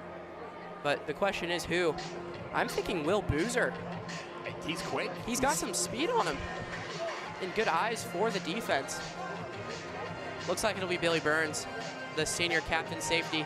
And he's a lefty too. This is very interesting. Why not? Why not? The southpaw kicker of the Huskies, south foot. I don't know what you call that if you're a left-footed person. You're a soccer guy, would you know? He's left-footed. Yeah, trying to add a snazzy term for that one. It's Burns. The question is, will he return it if it's short? And the other question is, will he hit it? 58 yards officially right here, Graham. This is if he makes this, I'm going to be impressed. I'm going to go to Taco Bell afterwards. The kick. It's up. It does not have the distance. It'll fall short, and that will be halftime. Thunder take a 14-0 lead into halftime, led by Jake House, John Hornback, and Preston Canzanieri. I'm still going to go to Taco Bell after this, but that was a great. That's a perfect first half for the Thunder. They had 3 drives. One of them, they went 4 on 4th down. I didn't hate that call, and that just created an opportunity. You know, they got the ball right back, went down the field, up 14-0. I think the star of this first half obviously has been the defense with creating those short possessions for the Huskies, but the offense, Graham. That time of possession, dominating the total plays. It's been great. And obviously, Mr. Jake House. There it is. I was waiting for that. Halftime here on the Thunder Broadcasting Network. We will be back to see you very soon.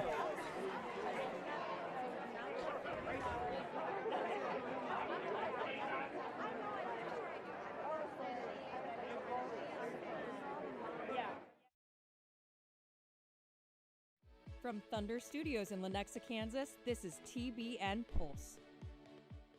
Hello, Thunders. My name's Aubrey McLemore, coming to you from the venerable Fulton J. Sheen Video Production Studio at St. James Academy. Welcome to Season 2, Episode 2 of TBN Pulse. In this episode, we will be looking back at video production projects from the spring semester of school last year. Harper Pulse produced 2 packages, one introducing our new school captains and another highlighting a special grade school's PE program. Vivian Overlease took a look at St. James Academy's St. John Paul II Chapel, and then Marshall Lay produced a package highlighting the boys' tennis team.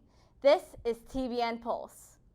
Getting a school captain, it was really awesome. But you know, going into next year, it's not really me that's doing it. I'm just a vessel of the Holy Spirit, and so I'm spending a lot of time in prayer, waking up a little bit early to spend some time in the chapel, and really just listen to what God has planned for my life. It's really important for me to let go and to just let Him take the wheel and lead, and yeah, it's going to be great. So far, we planned Thunder Day. That was the biggest thing we've done so far. And I think soon we're going to start, me and Luke will start having some meetings with Beatrice and Hank, the current school captains, and Mrs. Walters, and kind of just getting things going for that. There was about a couple weeks where I didn't really have anything. It was just kind of like, okay, I've got this now. What do I do? And then after about those 2 weeks, Mrs. Walters reached out, and me and Ellie started making group me's for the upcoming captains, and then we planned Thunder Day, and so the balls kind of started to get rolling.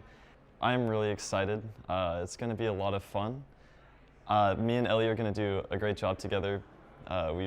We went to Prince of Peace together, so we know each other, and it's going to be a lot of fun. We work well, and yeah, I think the school's in pretty good hands. I'm super excited. Yeah, I was so excited when I found out, and I can't wait. Thanks to Harper Pulse for producing that package. Now, Vivian Overlease takes a look at the chapel. The chapel was built with the purpose of bringing God's people closer to Him. So our tabernacle is at the middle of all that we do, physically, but also spiritually.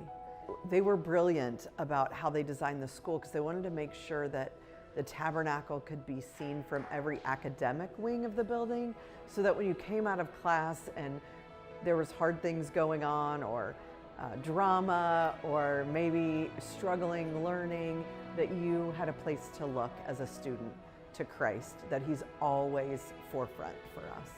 We are allowed to have the Blessed Sacrament in our building, and that is a great privilege. That is reserved only for parish churches and chapels. So without the chapel, we couldn't have the Blessed Sacrament on our property. So it literally brings me closer to God because He's there in the Blessed Sacrament. He is present, the source and summit, like the body, blood, soul, and divinity of God is right here. The God of all creation made Himself so humble that He fits in a little box in our school. And the fact that we get to have Eucharistic adoration on Fridays, the fact that we get to have Mass in here every day is just like this outward sign of God's love for His seeking of our hearts. So I'd like to invite all of our students, all of our teachers, all of our parents, all of the visitors in our building to just stop by and visit with the Lord for 2 minutes, 10 minutes. He's a God who is a Father, and He loves you, and He loves me, and He wants to be with you. So make an effort to spend time in the heart of St. James. Go experience the chapel.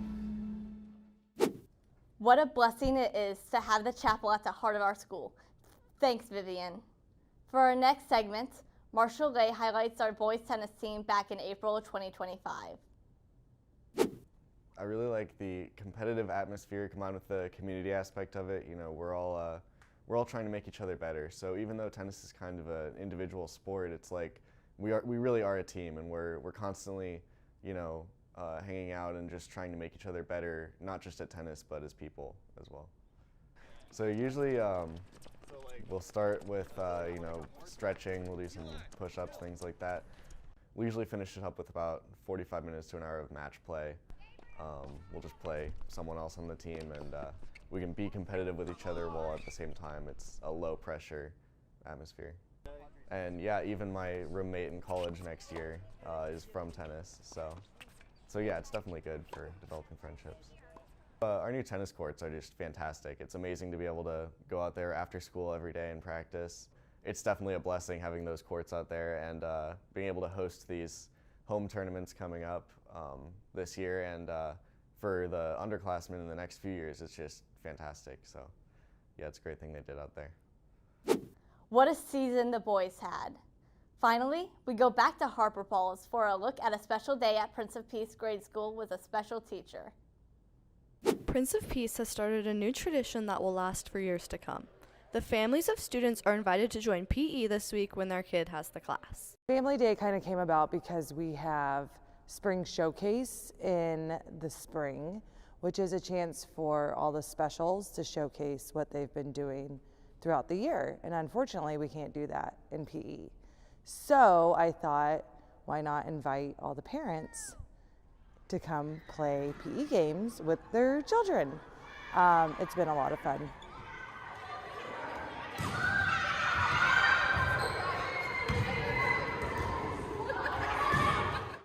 So my kindergarten and first grade, we do parachute, and we do different games with the parachute. And then my 3rd through 6th grade this week is playing castle ball. The different games for the grade levels provide an array of games for the parents who might come to PE multiple times this week. The parents are loving it.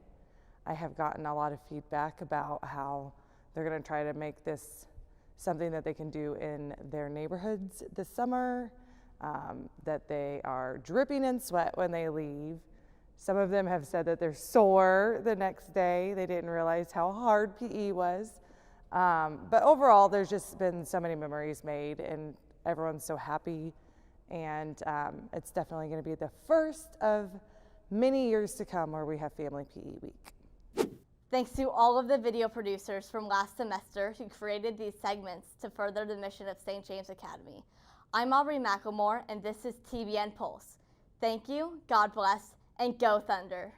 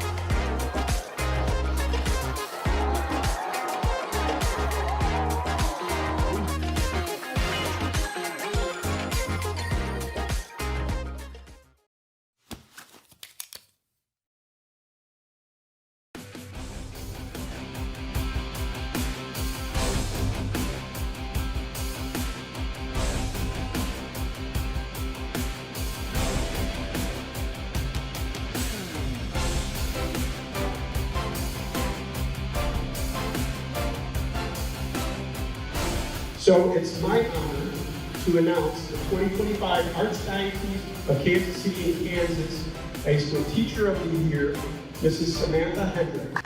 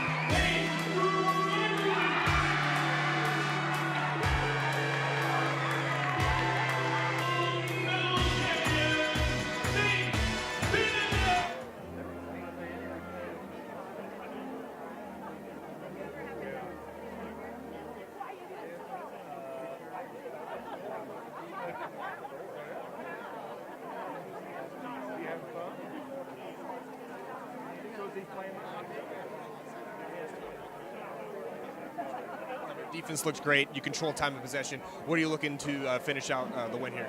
Really just finish. As we just talked about the halftime right now, they played great offense. We got a little greedy there, tried to get another touchdown there. We just overthrew it a little bit, but our defense is playing great, flying around. You bend, don't break, and we're making some big plays out there, but offensively, we're on the road right now. Awesome, Coach. Thanks for your time. Appreciate it. Back to you guys, game. All right, focus, Rocky. Let's go. Let's go. Let's go.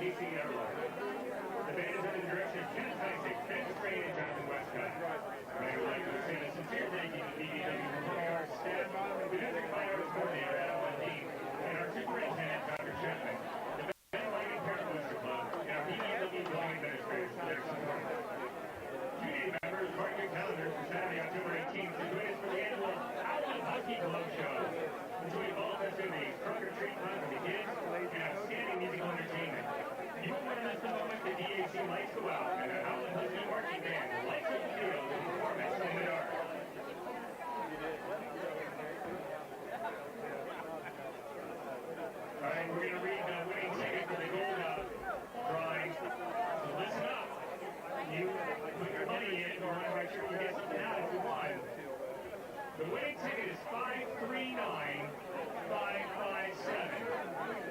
One more time, 539557. If that's your winning ticket number, head to the gold down table at the top of the concourse and claim your prize.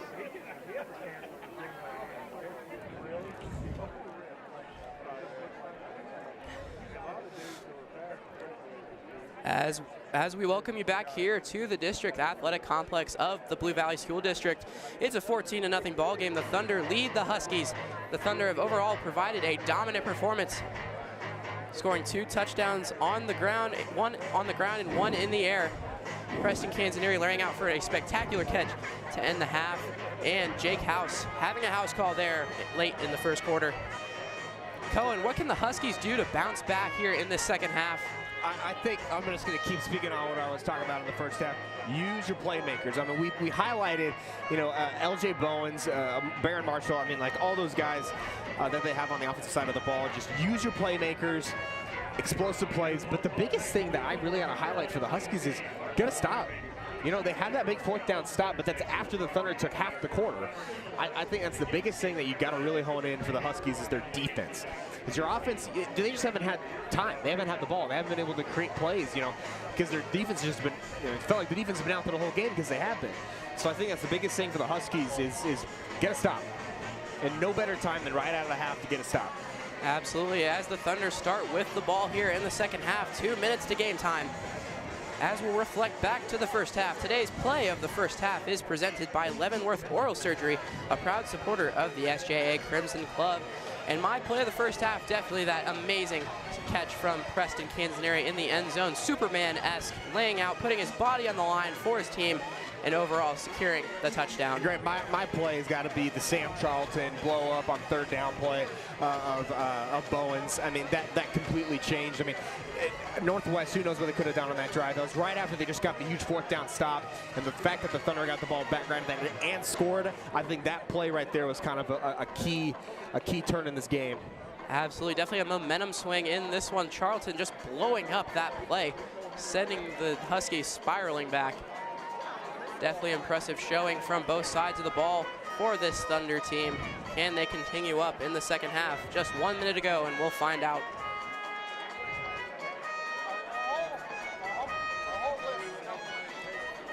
They got a little opera and Timmy Trumpet here. If I was a closer, actually, I used to be one. Former closer here. At UMKC. And UMKC. I was a multi-sport athlete for the Roos. And my closing song was Levels by Avicii. I mean, it's just, it brings the hype, walking out, and it was just a great way to get going. Definitely reflecting to the closing song of Mets closer Edwin Diaz, the trumpet here. My closing song, I'd have to really ponder on that one. Definitely, I would probably do Sound of Madness by Shinedown. Oh, that's a good one. That's a good one. I think that's the thing. If your music is good as a closer, as the opposing team, you got to feel frightened a little bit. You're like, oh my gosh, this is what they're doing, and it adds a little bit of a scare.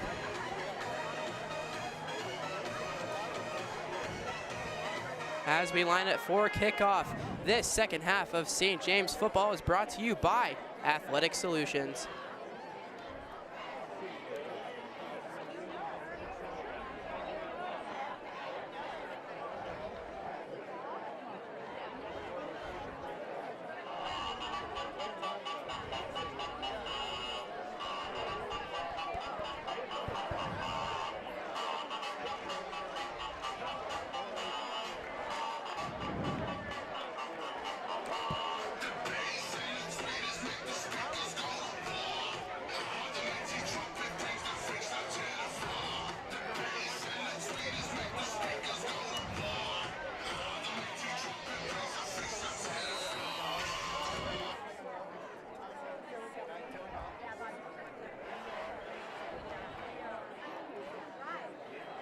Here we go, Graham. This is going to be a great second half.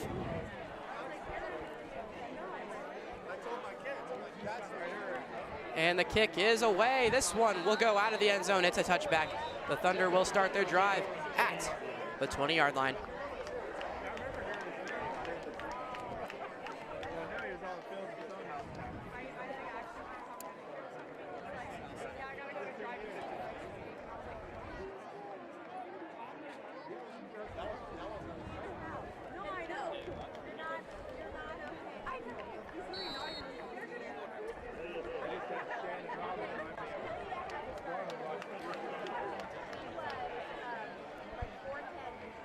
As we like to welcome Sal Valera back into the booth. He's here as House takes the first down snap up across the 25 to the 26-yard line. I just had to sprint from the entire other side of the stadium there. Whew. Getting a little cardio in. As the St. James team has been playing, Graham, I haven't been able to talk to you, but this St. James team from up there, they're playing amazing. Up there in that air-conditioned press box, eh? Man, it's not really air-conditioned. Still lucky. It was nice when the sun was out. Now it's just kind of muggy. Anywhere in this venue is a pretty nice spot here. Yeah, Thunder in a nice spot on the field at the 25-yard line. It's Hornback. Hornback, handoff. He'll be brought down at about the 29 there. Graham, right away, it's already good to see House back out there running the ball. He came off limping in that first half. I think that's already huge to see him back out here and doing exactly where he left off, running the ball. He's been key tonight. He has been, I feel like he's got a little pent-up running from Aquinas game. He was getting shut down a lot with that interior D. So he's been able to get a lot more of those running yards that we missed from him last week.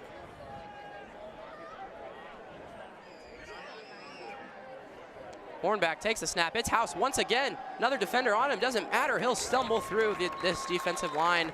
He'll get up to the 34-yard line. Again there, Graham, I mean, that's just one of those plays where you hope to get a stop as a defense, and the fact that they couldn't, it keeps the drive going. And the moment you've all been waiting for, today's second half is brought to you by Aaron Barrett State Farm Insurance. Like a good neighbor, State Farm is there. Go Thunder! Oh, I love that. Graham, I feel like there's a little bit more O's in there. I think he maybe only did about 4 or 5, but it looks like there's about 20. Yeah, about 20 O's there, actually. Hold that go. Yeah. About 17 there. Jet is in motion, number 11. He'll cut back. House with the handoff. He's got a head of steam. He'll find his way outside. He might go 50, 40, one man to beat. He'll get shoved out of bounds there at the 25. Jake House, almost as if he didn't get shaken up there in the first half. He'll have a nice big chunk of yardage there. That is the Jake House we know and love. Finding those lanes and just running for it. Just making, hey, he's making Blue Valley Northwest his house. They might have to rename it after today. Yeah, maybe. House. The Blue Valley House Athletic Complex. Instead of being like House of Highlights, it would be House of House. Ooh, that would be good. They would start calling it home. Home of House. House is making this house a home. Hornback, all the H's. Hand off to Boozer, he'll get blown up. That's the first really good stop by the Huskies defense. Maybe that's what they're looking for, finally get a spark here. You know, as I said, we've hardly ever seen a play, go for lost yardage for the Thunder on the ground, and that one's a good one right there. So now this kind of changes the playbook, seeing what Joshi might bring out here, Sal. Yeah. For Northwest, they are missing their lead tackler. Obviously, he's gone down with injury, and that has kind of left a little bit of a hole in their defense. Yeah, their defense needs a little life back, and they just need to shut down St. James, because the run game for St. James has been like polar opposite of what it was last week. Which is what you really wanted to see today. St. James has been winning this game in the trenches. Yeah, and that's what they Hornback. need to do. He'll fake. Oh, he's got a man. It's Neeson. He doesn't see him. He'll fire to Canzanieri instead. Inside the 5. He'll get in. Touchdown, Preston Canzanieri. It's number 2 for Canzanieri. It's touchdown number 3 for the Thunder. And it's night number 1 for the Thunder. His parents right here loving it, because we're sitting here in the Thunder fan bleachers, and his parents are right here in front of us. They're loving it. We're loving it. What a great play there. And I guess welcome back to the booth, because we have instantly gone downfield and scored a touchdown. Canzanieri, his second of the night. He has been showing up.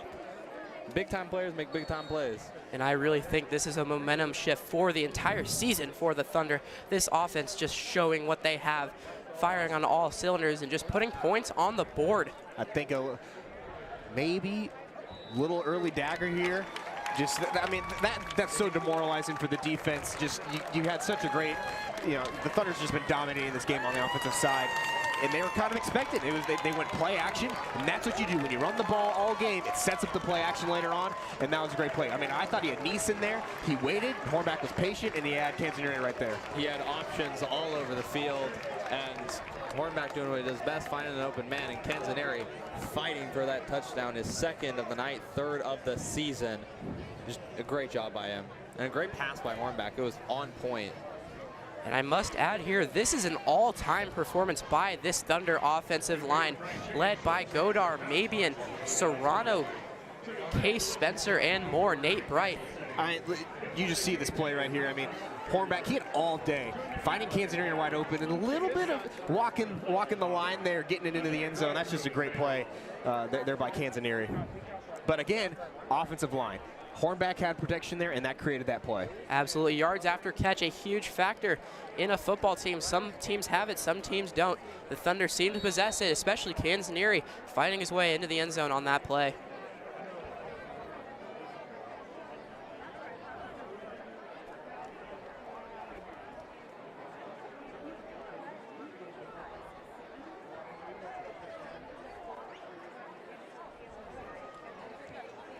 It's back to Kirshner on the kickoff. He'll get it almost to the goal line.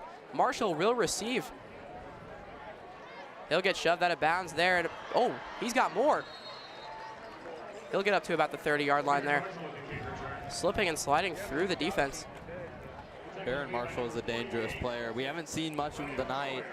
The Huskies are going to want to use him a little more in this third quarter, try to get something going. But 21-0, the scoreboard is not looking in their favor. And that second Canzanieri touchdown is brought to you by the Riley Company. Jim Bray, proud supporter of St. James Academy and Crimson Club.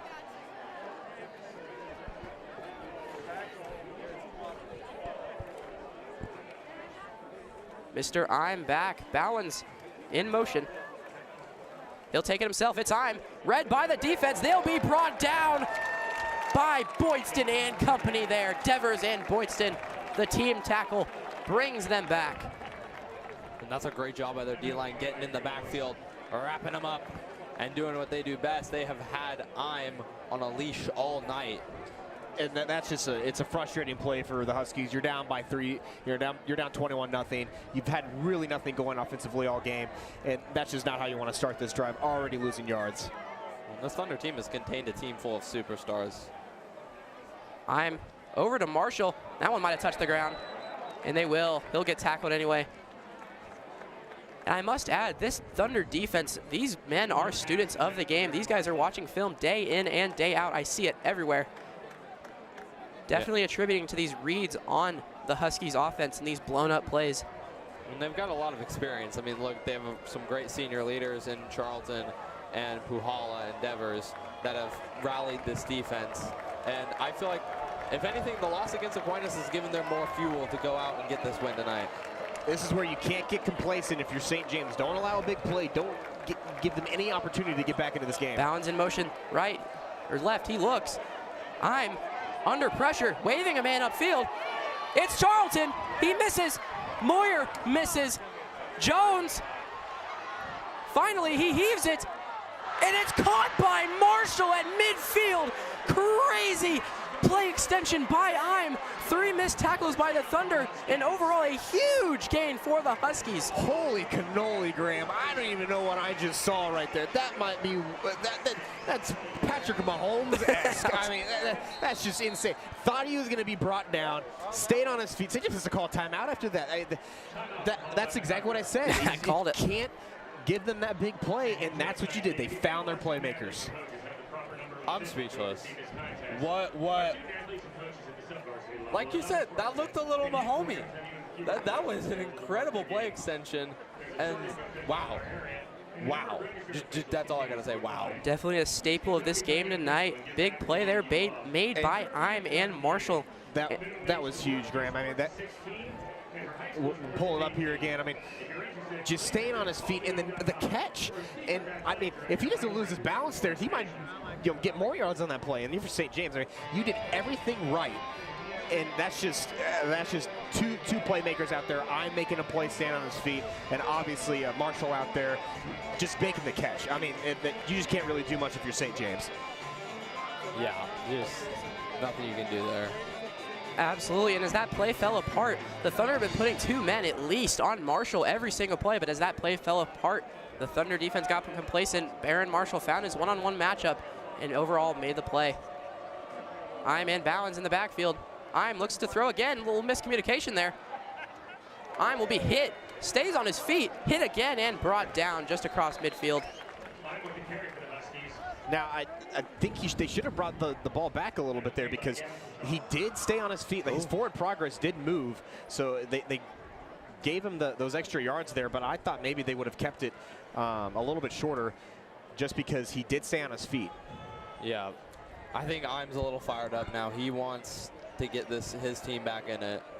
I think a little adrenaline there because he took a big hit and he stayed up and kept moving. All in all, it's 2nd down and about 6 here for the Huskies. It's the usual I'm and Bowens.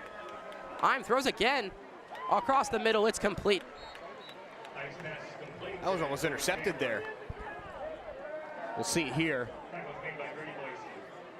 Caught by Logan Chandler. Almost made the play on it. That's a tough play to make, but yeah, he was close. It was good coverage, and we were looking for it, but just kind of thread the needle almost. He'll get another 1st down. And the Huskies in Thunder territory once again. Can they capitalize? Bounds will get his first touch of the half here. Gain of about 3 or 4. That was Puhala who jumped on him, making sure he doesn't get more. As Bounds is a very dangerous running back if you give him open ground. But yeah, great job there by Puhala. And this defensive line is fired up. Charlton, Devers, Moyer, and Helmer on the scene for the Thunder. They've been wrapping guys up and making tackles left and right all night. Confusion there. Bowens wanted the ball. I saw a hold there. Yeah, there's the flag. Good eyes there, Cohen. That'll move him back, and drive killer for the Huskies. Can they bring it back? Yeah, that's unfortunate. A little sloppy. We haven't seen as many flags as we saw last week, but yeah, they are just sloppy, and that's going to shove them back, and that is not what you want to see. As a former defensive lineman, you know, this is brings me back to my days of you know, sometimes you just got to sell a little bit. You know, when you feel the jersey tug, you just got to sell. You put the arms in the air, do a little something. You know, really bring the play. Let the officials see, hey, that's a hold. Well said, Cohen. Could not have said it better myself. 6:11 left here in this third quarter. The Huskies really making a move. If you're just now tuning in, the Thunder have been dominant on all sides of the ball. 21-0 the score. He has Bowens. He's waving him off. Got himself in a situation. He fires across the middle, complete at about the 40-yard line. Good composure when the play was breaking down for his offense. Yeah, seems like he's got a renewed sense of like aggression this quarter, but unfortunately the rest of his team just doesn't seem to match his energy. Yeah, I've been trying to do what he can to keep this game going, keep his team in it, and the Thunder, this is another big third down. They got to get off the field here. Third and pretty darn short. Or at least put him in a fourth down situation, because at this point they're probably going to go for it. I mean, you need to go for it. You're down 3 scores.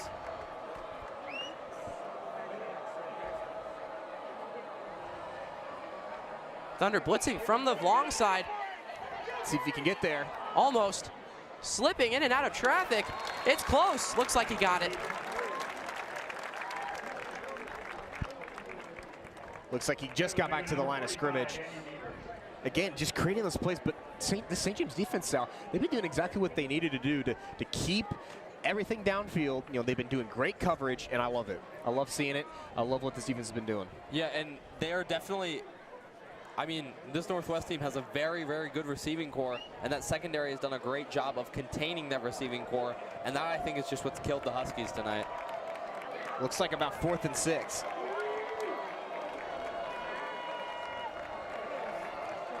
Can the Thunder get off the field? I'm taking it for himself once again. Lots of holding there. Are they going to call it? I'm spinning out of traffic. He's got him. Throws off 1 foot. Caught! No flags. That's just another crazy play there by Iam, doing what he can to extend the play.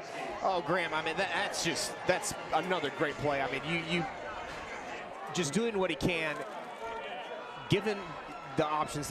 Again, St. James is doing exactly what they needed to do on defense to prevent the first play. And when it's in scramble mode, everything goes out the window. And it's just about don't lose your heading, and that's another great play. And he's doing what he can to keep his team in this game. And what a throw by Iam, just mid-air. That was caught by junior backup tight end Nick Barnett. As Bowens up the middle, he's grabbed, failed. Helmet came off there by Brennan Jones. Helmet came off there. Hopefully he's all right. He looks all right. This has got to be frustrating for the Thunder, obviously. Thought they could have been off the field twice. And just like that, Blue Valley Northwest has inside the red zone and looking to score to get themselves back into this game.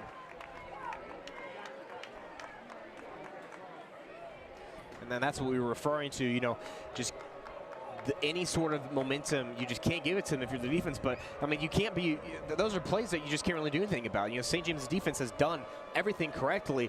It's just the playmakers. He'll be dragged down eventually. Bowens reaching for those extra yards there on that as he was going down. But, yeah, you can't give this Huskies team momentum. That offense is too good to give any sort of momentum. So you got to shut them down here on 2nd and 3 in the red zone. Knocking on the doorstep of their first touchdown.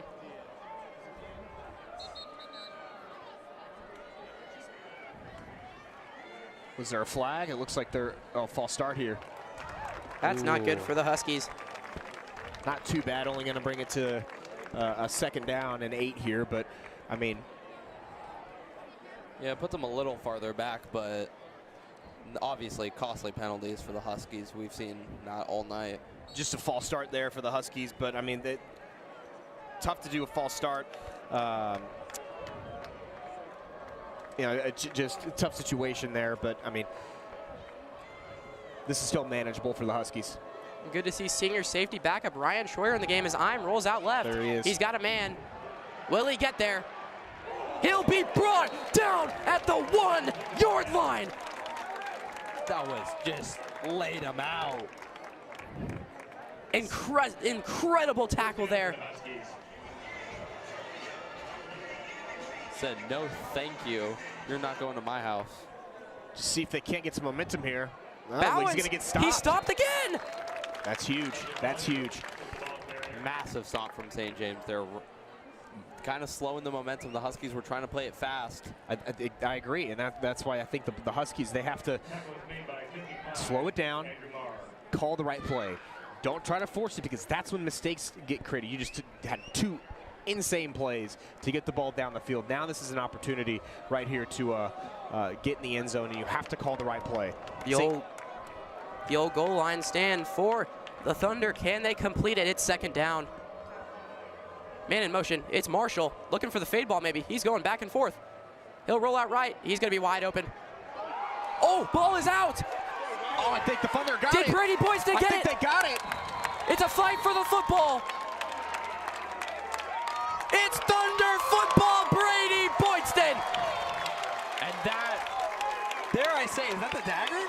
Oh, it's long been the dagger. They're going to run the clock to the end of the third quarter. What did I just say? I said you got to call the perfect play. Your running back has been so dominant. I don't understand the call. Would you, I don't understand the call. No, you run it through. Like, I get the press on the goal line, but even the quarterback draws, they haven't been perfect in this game, but to get a couple yards there, I don't understand the call there. Yeah, it's just mistake for the Huskies. And a huge plus for the Thunder there. And, I mean, thought when they could have been taken off the field a couple times, that's huge. But now, this is where we see it. What have they been doing all game, Graham? And Marshall was wide open. I'm just lost the football as Neeson runs up the right side. There's a flag down. A few flags here. It looks like some players are down too. Looks like Case Spencer down for the Thunder. Hopefully he's all right. But anyways, as I was saying, Marshall, the play developed. He was going to be wide open. I am just attempted to throw the ball, and it just fell out of his hand. Yeah, just butterfingers. Like I don't know what to say. It looked like it just slipped. It's one of those where maybe your hands just getting too sweaty. Yeah. You know, back in my former days as a quarterback at UMKC, you know, it's just one of those where sometimes that's why you have to towel. That's why you have to towel. You got to wipe it off, make sure the hand's dry, but that's just one of those. Again, I still don't understand the play call. Your running back's been great. You have 4 downs to get in the end zone here, and you're rolling a play action there on second and goal from the 2. I don't understand it. A D lineman turned quarterback. What a story. Thank you, Unk, for the analysis as we await this penalty. Former clock operator, too. Oh, okay. Yeah. And closer. Yeah. And former baseball closer, too. We gotta fill in. I'm a multi-sport athlete. Oh, my goodness. We got to fill in Sal on this man's resume. Wow. I mean, dang, I didn't know what I was missing up in the booth. I'm not sure what the flag was here. Well, I think we got backed up, though. Yep, looks like 1st and 15 for the Thunder. The clock shouldn't run because that was first down on the drive. Maybe they're just trying to get it over with. Hornback, he'll roll out. Looks like he's going to take it himself. Good blocking. Ooh, he'll be drilled. That linebacker is fired up for the Huskies. That was Owen Filing, the sophomore linebacker, sitting at 5'11", 205. That was a pretty big hit on Hornback. Yeah, Hornback just bounced right up, right back in it. He has been taking hits all night. I mean, just a masterclass from him in his second start.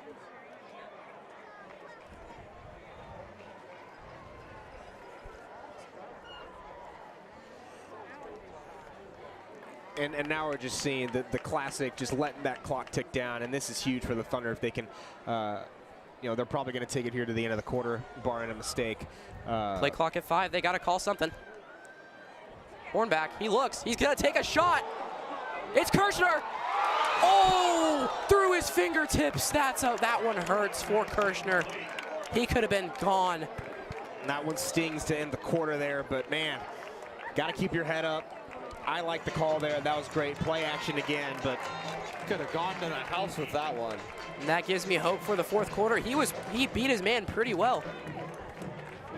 As we send it to our sponsor, the Catholic Education Foundation provides scholarships to children from low-income families so they can attend a Catholic school in the Archdiocese of Kansas City in Kansas.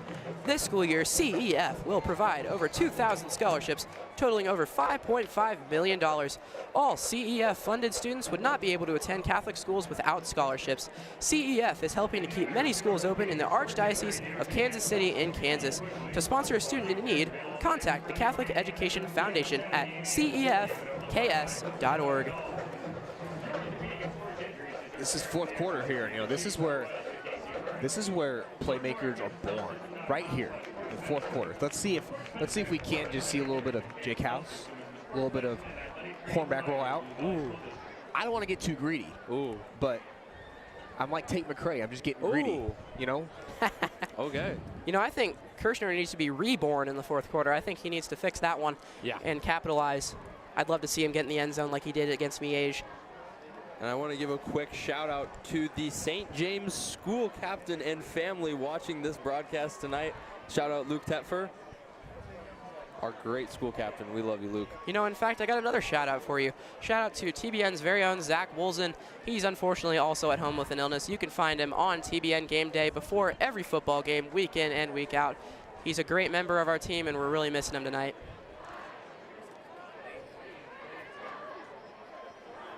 Speaking of the game day illness, Mary Claire Zacharias unfortunately not with us tonight, out with an illness. Are you guys feeling okay? I'm feeling okay. I think I'm fine. I think I'm fine. I've already gone through it. I filmed the game day yesterday. I mean, are you guys real feeling good? I mean, I've already gone through sickness for like the last 3 weeks. So all right, Graham. Don't scare me like that, man. Come on. Sorry, guys. It's fourth quarter. It's a 21-point lead. It's a good night here at the District Athletic Complex of the Blue Valley School District. And I mean, I hate to be that guy, but St. James do have to keep this up. Obviously, last week we kind of fell apart in the fourth quarter against Aquinas. We're going to have to stay consistent here and get one more score. And anyways, it's 3rd and 12 for the Thunder inside their own 15. Oh, they got a man. They got him off sides. Oh, they're going to call the false start. Oh, no. Ooh. Not good discipline for the Thunder offense. I don't know if that was a missed call. Couldn't see it from up here. A lot of movement off the start. Nevertheless, it is 3rd down. Yeah, that's a big false start. I mean, that's just why I wonder if you just kind of, any flinch, you know, call more false starts here than they were for the tush push. Ooh. Is that a shot at the Eagles? In the Thunder student section, always fired up week in and week out. They're showing it tonight. It is Western out. Yeehaw. Yippee-ki-yay. It's Hornback. Taking a shot maybe. Oh, he's got a blitzing linebacker. He's looking. He's running. He'll take it himself. Stop the clock there. Get out of bounds. Send on Boydston for the punt. It's not the worst thing there. Just send them out. You know, you're still up by 3 scores here, you know, but that's just smart play. Got some yards back, you know. Made it a little bit more manageable, but yeah, I gotta stay consistent. Consistency is key. That was one thing Radke had talked about, is playing through all 4 quarters. You know, the one thing that we did not see on that drive was Jake House, and I think you just can't take that away.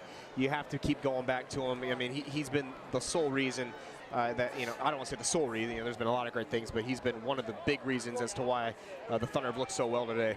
You know, and I think the Thunder erring on the side of caution after a pretty big shakeup in the first half. With a 21-point lead, you don't want to risk any further injury on that ankle for House. Yeah, they're going to need him the rest of this year because he has been playing out of his mind tonight.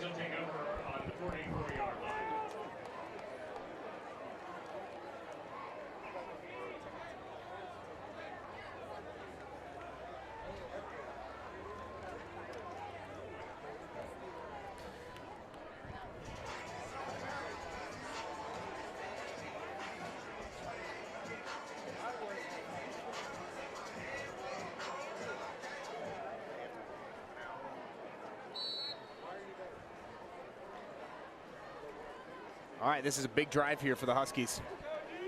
Really their last chance in this one. Man Bowens in the backfield. He'll throw. Across the middle, might have been some contact there. Yep, they'll throw the flag. Maybe a little bit of extra contact from Boydston.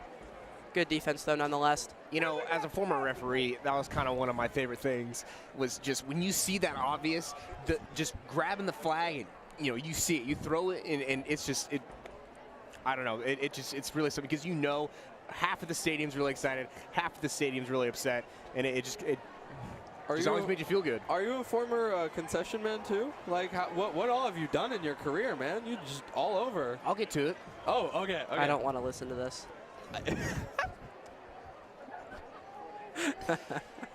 Man, I don't know what I came back to. First down for the Huskies.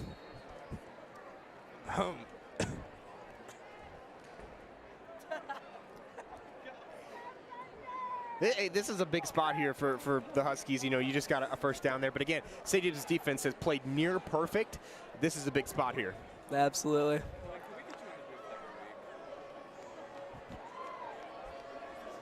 Marshall in motion. That rhymed. I'm throwing way short. Oh. Receiver picking that one like a first baseman. Were you a first baseman in your time? No, I said I was a closer. Well, hey, we don't know. Multi-sport, multi-position athlete. Quarterback and D-lineman. It's the same sport. You play quarterback and D-line. I'm just saying. And referee. And Were you refereeing your own you games? can do that. Well, yeah, but like you can referee when you're on the IR. You guys aren't even listening. I'm sorry, we're not like following the continuity of your life. Big second down Anyway, here. it's second down.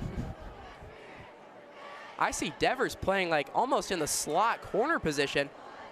Dev playing some corner action. If Andy Devers picks off a ball here, I'm gonna scream. Taco Bell on me.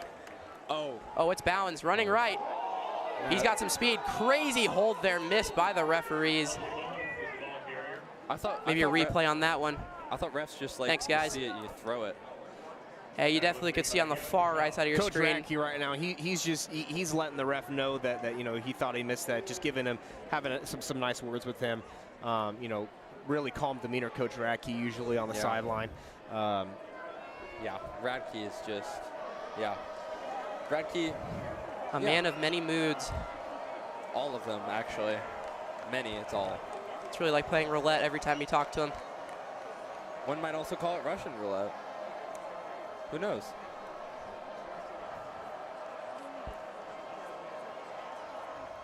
I'm hands off to Bowens. Spins out of traffic. Did he lose the ball here? Graham? Graham? Yes. I don't think so. Oh, Graham. I think he got the first down. I think he did too. 10:45 left here in the game. Thunder hold a 21-point lead. Bowens, I feel like, gave the like generic Madden spin move, the little ooh, and then a go. If you're just now tuning in, Thunder, sizable lead on the Huskies. My name is Graham Warner alongside Cohen Merrick and Sal Valera. This is the Thunder Broadcasting Network. We're having a blast here calling this one. This is much more fun than being up there. I'm not going to lie to you guys. Looks. Trying to get it. Again, trying to extend. Eyes in the back of his head. He'll be wrapped up by Charlton and thrown down. Sam Charlton wrapping him up, giving him absolutely no gain. Iam's ability to evade pressure is very impressive, especially with that crazy throw to Marshall earlier. Unfortunately, that drive ended in a fumble.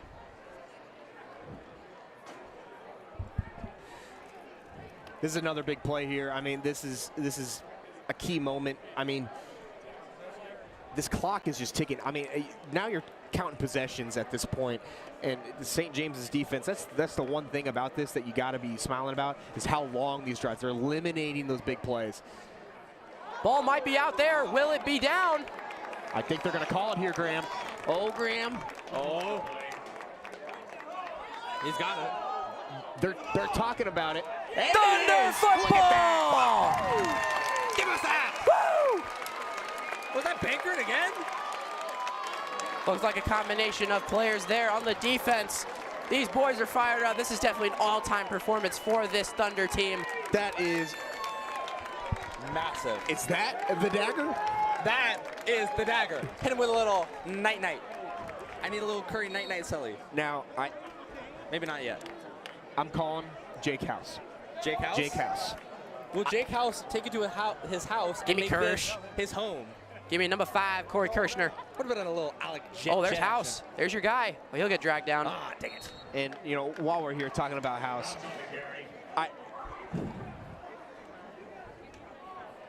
Looked like a combination of Devers and taking a Boydston look there. here.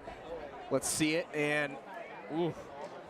Oh, I think he might have been. That's really close. I mean, the ball came out, I think, in one of those elbow ground ball. Yeah. But it's what they saw. They saw the ball, and that's just that's a tough call to make. But I don't think the defense will complain about the call, though. I think defense won't. No. Especially after the clock mishaps in the first half. Oh, yeah.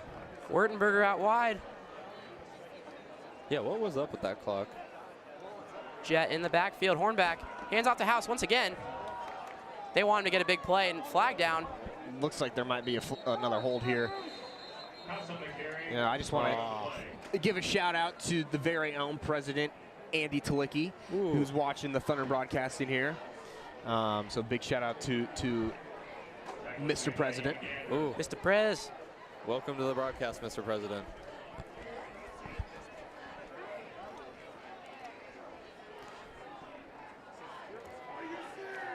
Looks like this penalty will be on the Thunder.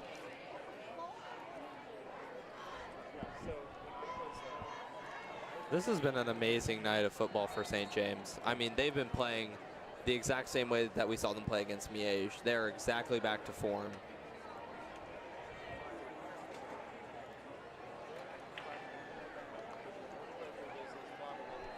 Oh. Big shot here. Lots of contact on Jet. Will he throw the flag? No, he will not. That is the most questionable call I have seen all night. Radke is fired up. Regardless of the 21-point lead, that one you got to call. You know, that's just one of those where, again, it's so tough. Like, the ball might have, they could have ruled it uncatchable. It could be one of those where you can't call it there. But, you know, again, it's a tough spot.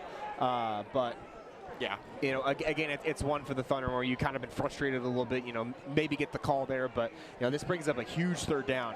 I think Radke's head is about to explode with the anger he's showing.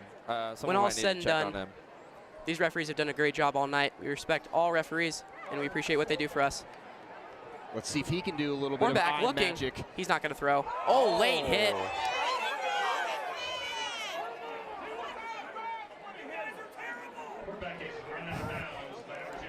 That's tough. I mean, I think on that play, Hornback had already given himself up, and he was going for his legs. That feels dangerous. That does feel a little dangerous. I can understand why the officials kept it in the pocket there, but that's a tough one to make right there. But you know, just for player safety regard, you maybe would like to have seen it there. But yeah. But hey, you know, they didn't call it. Now fourth down, and Blue Valley Northwest is going to get the ball back here. Radke giving him a taste. And that's an excellent punt from Boydston. It'll keep rolling. Marshall will take it. It's Neeson on Marshall. Good block there. Ooh. He's finding his way across midfield. He'd be brought down at the 42. Baron Marshall showing up again. A big return there as Boydston sent that punt way over his head.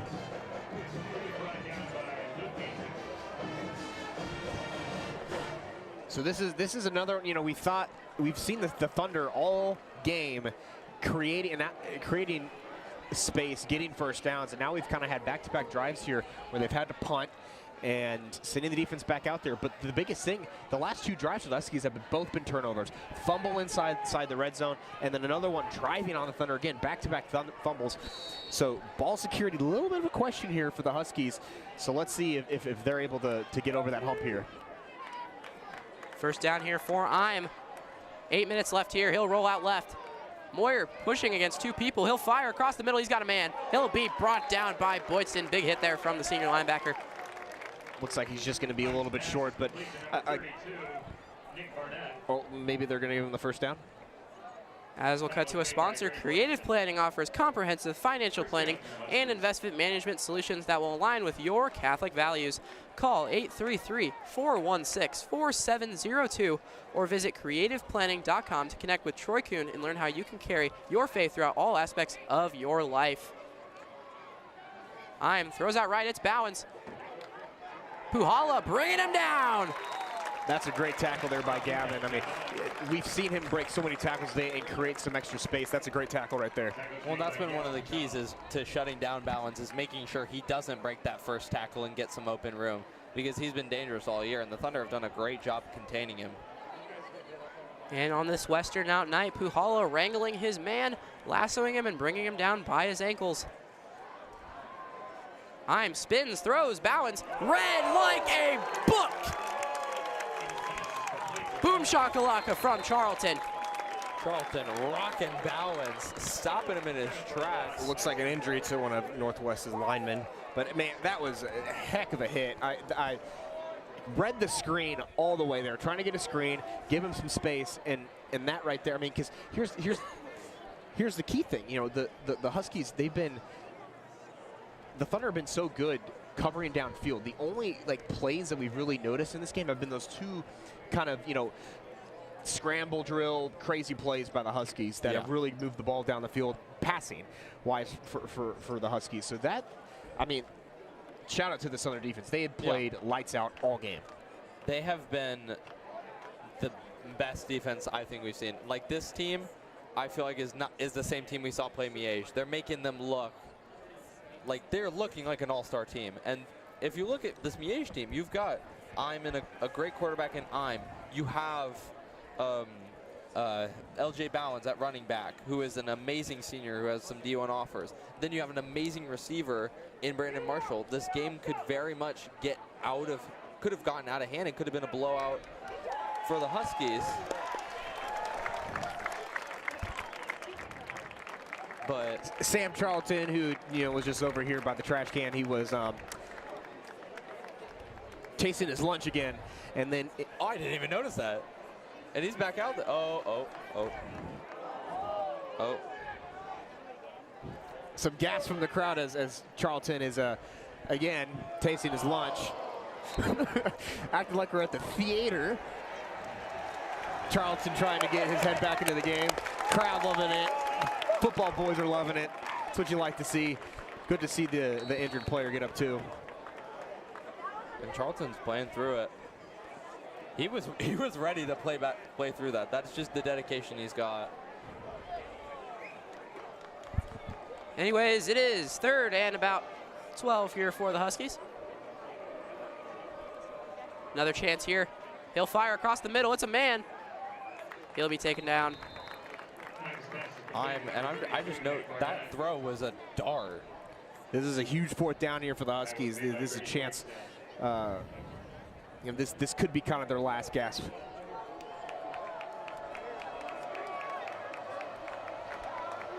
Possibly the final offensive play here for the Huskies in this one.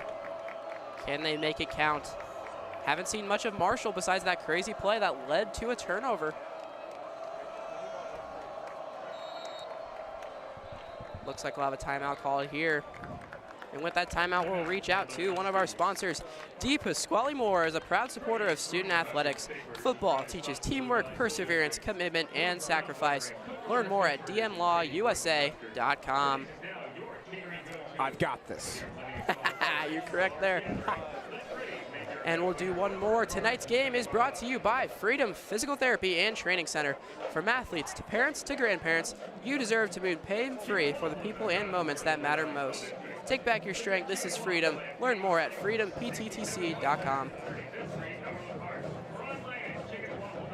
I feel like we just got to give some appreciation to the St. James defense. They've been playing lights out tonight.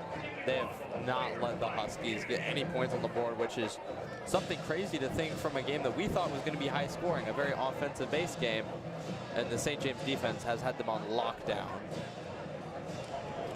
Good to see Charlton walking back over to the lineup.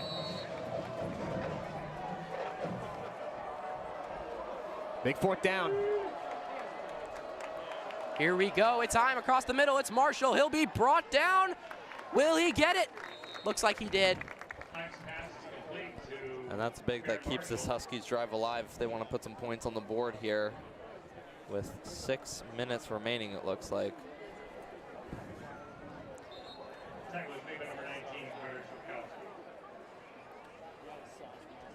First down for the Huskies.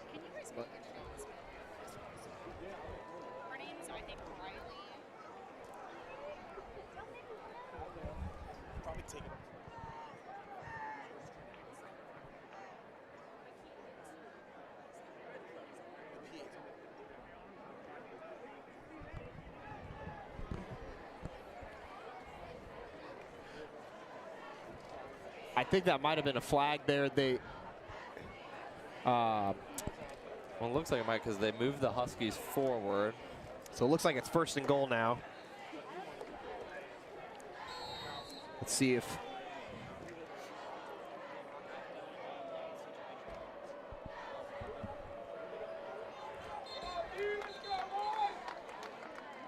Yeah, it looks like the official stopping the clock here, having some miscommunication, I think, on maybe where the ball spot or something going on, and they're talking it through their headsets. Yeah, just a little confusion. That actually does, that kind of, I feel like aids our defense, gives them a little more rest time and to be ready for this next play. All right, so looks like they got it figured out. Coach Racky heard the news, and we're ready to go again.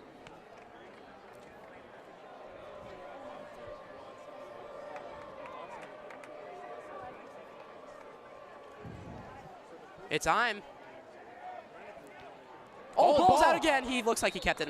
He kept it himself. Graham, I thought there was another one right close. there. It was close. There was another one right there that I thought maybe he could have got there, but hey, you know, again, that's just ball security. That's kind of been the definition of the second half of the Huskies.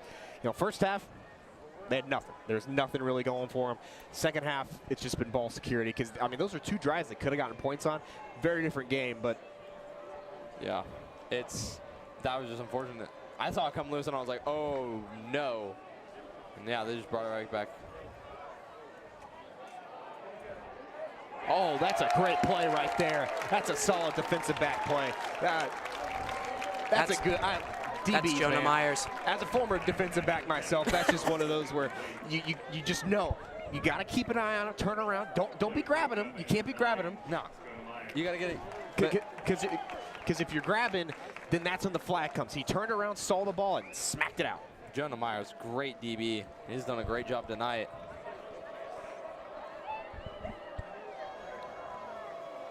Third down here for the Huskies. After Jonah Myers absolutely put a seatbelt on Barron Marshall. Heim rolls out, he looks left.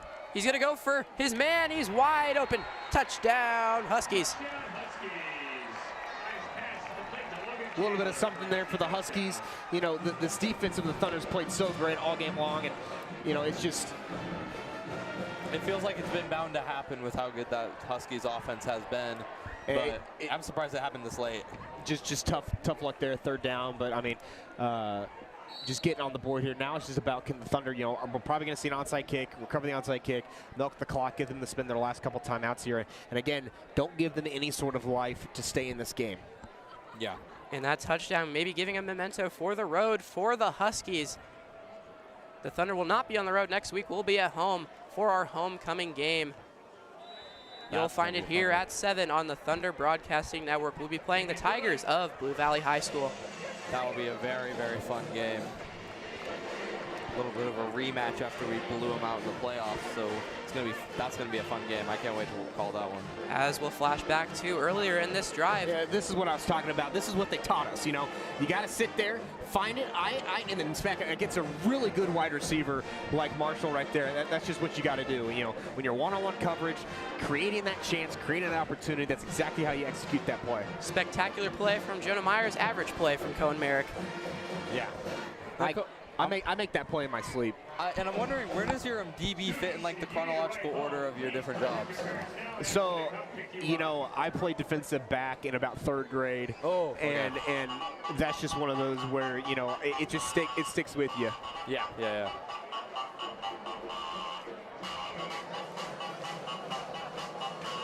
You seem like a natural defensive back.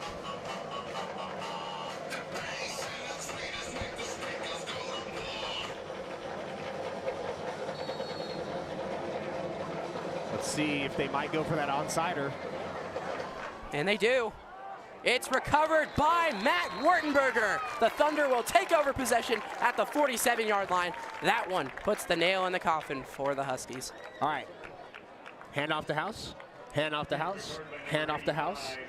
Hand off to House. Keeper from Hornbeck. Maybe a touchdown from Alec Jett.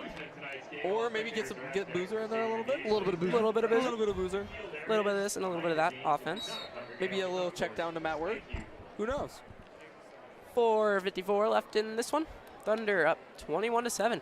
And you know, judging by the scoreboard, this game does not feel like a 2-score lead. It feels more of like a 53-0 kind of game. But it's just because of those long drives by the Thunder. Hornbeck, it's your man, Jake House. He's got some room. He might go 30, 20, 10. Out of bounds at about the 5-yard line. What a tackle there. I mean, that's just a great play to be able to prevent the touchdown. But again, House, I mean, he's just been controlling this game from the beginning. And that's such a great play there by Jake House. Moving the ball, a great handoff, great blocking. This offensive line has played so excellent tonight, guys.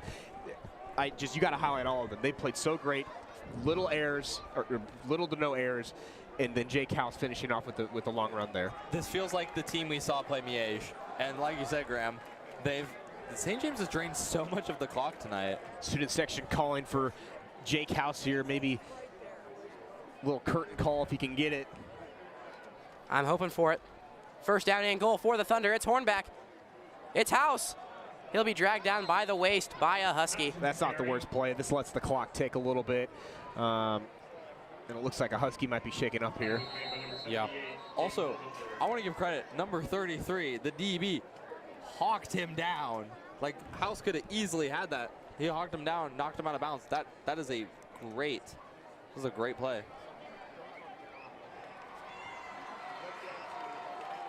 We'll have a timeout called on the field for the injured Husky. You know, this just...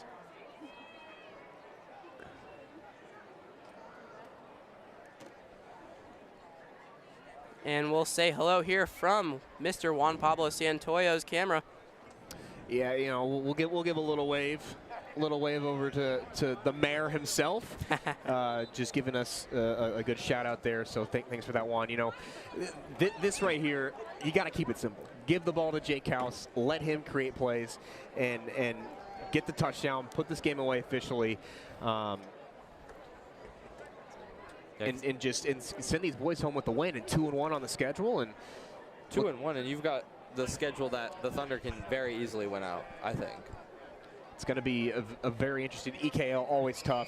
Yeah. You know, but throwing in a couple games against Pius and Capon down the road, but looking ahead at the Tigers, you know, as we were talking earlier, Graham and I, you know, coming with a little bit of a bad taste in their mouth from the last time that we faced them.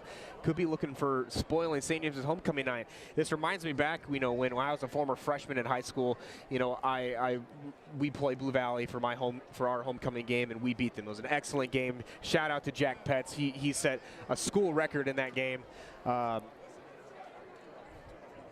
And you know, Jack Petts set a school record in that game. Excellent game. So hopefully we get another one of those next week for homecoming. Seeing some alumni come back, seeing the new Marion Stadium as well, should be a good one. Yeah, and a complete Marion Stadium. They put in the last little finishing touches this week. We won't spoil too much yet, but you know, hopefully next week we'll have a little bit of announcement of the new addition to the Marion Stadium. Hold on, I didn't know Jack Petts played in the 1950s. I don't know if that was an insult to me or Jack Petts, but I think that was I'm sure you can figure that one out. I think that was aimed at you. I'm just going to use my reasoning, deductive reasoning. Anyways, it's second and goal. Wartenberger in motion. Hornbeck takes the snap. Hands off to House. He's going to try it again. He'll get just a bit closer, down to about the 4 there. Some fighting for the football. Yeah, I don't know. Just tried to get his hand in there, try to rip it out. But fellas, this turned into a really beautiful night. I mean, last week, I'm sure we can all attest to the heat at that Aquinas game. The previous week, got a big taste of fall in that Miege game. Chilly night, beautiful game for the opening of the Marion Stadium. Now tonight, this is just beautiful weather here. This is I think I was right to wear a little polo, like got some layers. Yeah, got some layers. I got some layers. Like, I don't think I'd be cold, but like this is like the type of weather you feel during fall. This is what you want to feel on a Friday Night Lights. Absolutely. Not what we had last week. Hornback, he'll throw. Rolling out of pressure. Oh, he got grabbed by the ankles. He'll be brought down by a Husky. They're getting a little bit fired up. Again, this isn't the worst thing. Just kind of lets the clock tick. Looks like the Huskies are going to spend their second timeout. But, I mean, again, it's not the worst case here. This does put the Thunder in a kicking situation if they want to go in and just get the points. Again, makes it a 3-possession game going up 17. And pretty much puts the finishing touches on this one. I say we give my good buddy James Ewing a little field goal attempt here. Put one of those on his resume. You read my mind. It's basically an extra point here from this territory. As we'll send it to a quick commercial here from our school. The Spark Center is where students can come to help with learning, enrichment, collaboration. So say you're working on a problem or writing an essay and you get stuck in seminar and you're like, I just don't know what to do. You can ask your seminar teacher or study hall teacher. You can come on down during the day. We'll solve your problems and you can get right back to work so that you can be more efficient and have fun at home. And we're back here. We're getting pretty late in this game. James Ewing on for the field goal. This one's worth 3 points this time. His first field goal attempt of the season. Looks like it's going to be about a 28-yard attempt here. Seems to be.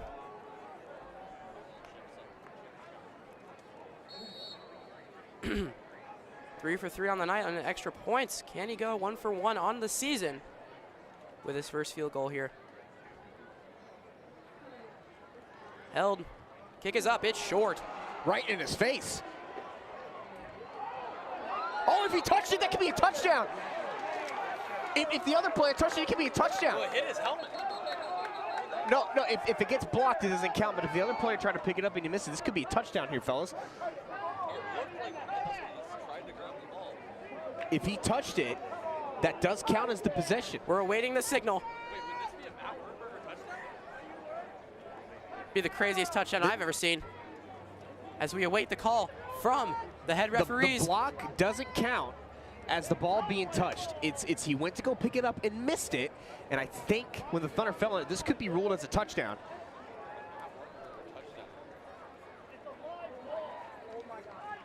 And it looks like they're signaling touchback. I'm guessing they probably saw it and they think he didn't touch the ball there, maybe whiffed on it. That's tough. Again, a good block there as it looked like the ball hit him right in the face mask. Tunk. Off the dome. Off the dome ski. So the ball will come out to the 20. Yeah, that should be a touchdown. He definitely touched that as shown on replay.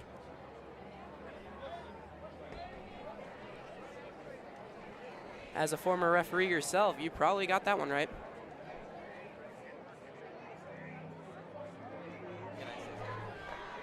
Well, guys, it has been fun to be with you guys here. Get to hang out with you guys a little bit. I got to head out to the Sportscaster post-game show. It's been good to hang out with you guys. Thanks for being up here with us, Sal. And we'll see you next week at the Academy for our homecoming game against the Tigers of Blue Valley. We're excited. Only time will tell.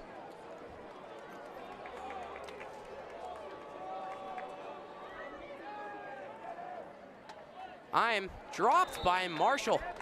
That's one of those rare drops right there. Guy with such great hands like himself. So this is going to be another big big drive here. You know, this is still a 2-possession game. Onside, big play, touchdown, onside kick away from having a chance here. But obviously, you know, we're talking about a lot of what ifs here, and the Southern defense has played so great, you know, that they just don't want to give them that. And then there were 2. 3 minutes left here in this one. Heim looks to throw behind his man, incomplete. And as the clock winds down in this one, I think it's time to decide our Shields offensive and defensive players of the game. You know what, we'll start with the defense here. I think Sam Charlton really showed out in this one. Yeah, I think Charlton, he had a really good game here. I mean, he made that crucial tackle in that first half that allowed the Thunder to get the ball right back and go up by 14 at the half. So I agree with you with Sam Charlton there. Absolutely. Credits to Boydston and Myers as well. Overall, this team just had an amazing night on both sides of the ball. Definitely an all-time performance for this Thunder team. As we'll announce the offensive player of the game after this play. It's third down. Heim looks again. Being pressured a little bit by Helmer. He'll throw off his back foot into a sea of defenders. Oh, he just my mossed him. goodness! Oh my Triple gosh. coverage. That's why he has so many D1 offers. That's Barron Marshall. What a play. That's one to take home. Oh my goodness, Graham. Let's see this again. Tackle was made by Jax Henderson. Just getting up there and oh my gosh. That's about as impressive as a catch I've ever seen in college, high school football. Felt like we were watching college football there for a second. That's a crazy play. That's an all-time play. Heim throws out left. It's short. He lays out. Oh, and then he dropped it. Man. We'll see a better angle here on the replay. Right here, and it looks like it might have hit the ground. I thought he got his hand under there. He thought so too, but man, that was a crazy play.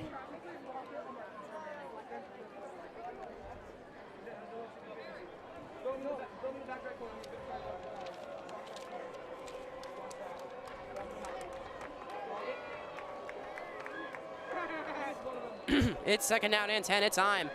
Closing out 2 minutes left in this one. Oh, dropped. Yeah, that one right there, Graham. He was already looking ahead. Yep. He was forgot to make the catch. That's the first, most important part is catch the ball.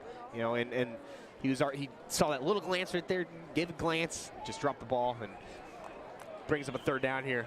And distracted by the amazing catch by Marshall, our Shields offensive player of the game. You know, I got two guys here.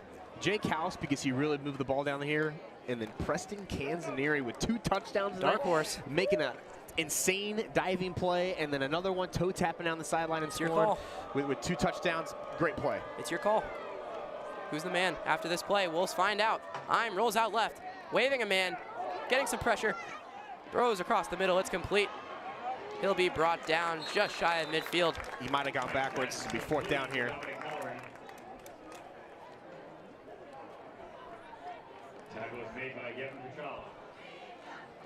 And it looks like House and Canzanieri will share the Shields Offensive Player of the Game award. They can, split it over some Taco Bell with us after the game. They can just take the Shields t-shirt and cut it in half. Yeah. Heim takes it up the middle himself. He'll be brought back. That'll be a 4th down conversion for the Huskies. Again, that clock is just ticking and allowing.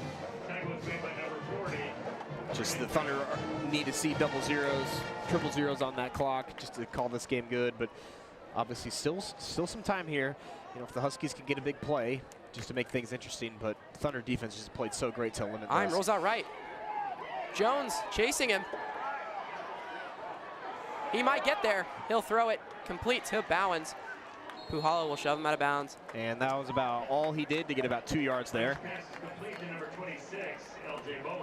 Again, it's just that creative. We saw that a lot last year with Tate Nagy, I guess, in previous seasons for Blue Valley West.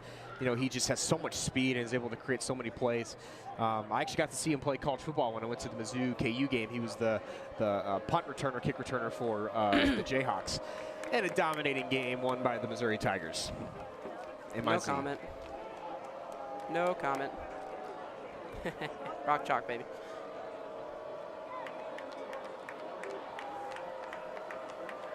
Second and 10, it's Heim. He's got Bowens. He's looking elsewhere. He'll take it up the middle himself, chased by Charlton. He'll be eventually brought down there by Helmer. 8-9 with the ball carrier. Looking for a Cinderella story here in this one. The Huskies push ahead with about 1:30 left to play. This defense just has to hold strong. It's okay to allow those scrambles. You've done everything well down the field.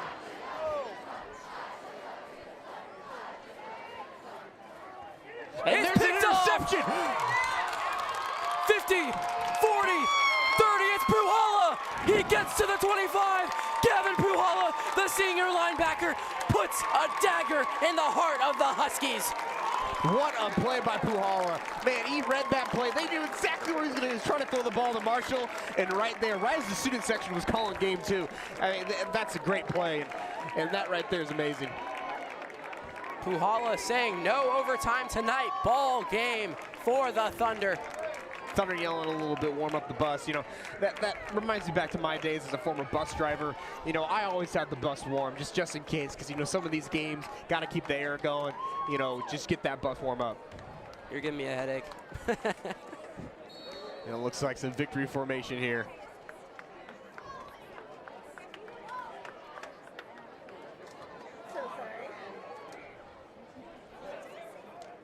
And that will do it. Hornback taking the final knees of this one. And the Thunder walk away with a 14-point victory, an overall dominant performance on all sides of the football. That is the final dagger. We said it a lot. We'll say it one more time. Puhala with the interception. Hey, Cohen, how can the Thunder carry into next week? You just said it right there, carry. Continue to run the ball with Jake House. Don't go away from your bread and butter, because that's what opens it opened up the play action when we saw it on the Kansas area touchdown in the second half that kind of put this game away. It's just plays like that, running the ball, establishing the run. The big shout out to the offensive line. That's why St. James won this game. The offensive line dominated. Defensive line created a lot of pressure on on IM, and that's what caused this game to be where it was at. So shout out to both offensive and defensive lines in this game. They really carried the Thunder today. This game was won in the trenches. Shout out to everybody on the defensive line and offensive line, led by captains Godar and Charlton. And we'd like to thank tonight's sponsors for TBN's broadcast of St. James Academy football. We would also like to shout out our production team. My name is Graham Warner, alongside Cohen Merrick and Sal Valera. We'd like to thank Grant, Zach, Graydon, Will, Juan, Peter, Caroline, and Bella for helping us out, making this broadcast possible. Super stellar crew. Shout out to Mr. Rockford to helping out here tonight, making sure that you know, on the back end of stuff, making sure they were flowing well. And you know, I don't get to do this often, and it's always fun getting the chance to come back on the call and having a good time here tonight with you, Graham. And got to call a win against a great Huskies team, and that's what you just like to see. Absolutely. We appreciate you up here in the booth, Mr. Merrick. And on behalf of our Director of Broadcasting, Cohen Merrick, and our Director of Educational Programming, Sam Rockford, we thank you for watching the Thunder Broadcasting Network. We bid you good night. Go Thunder, and God bless.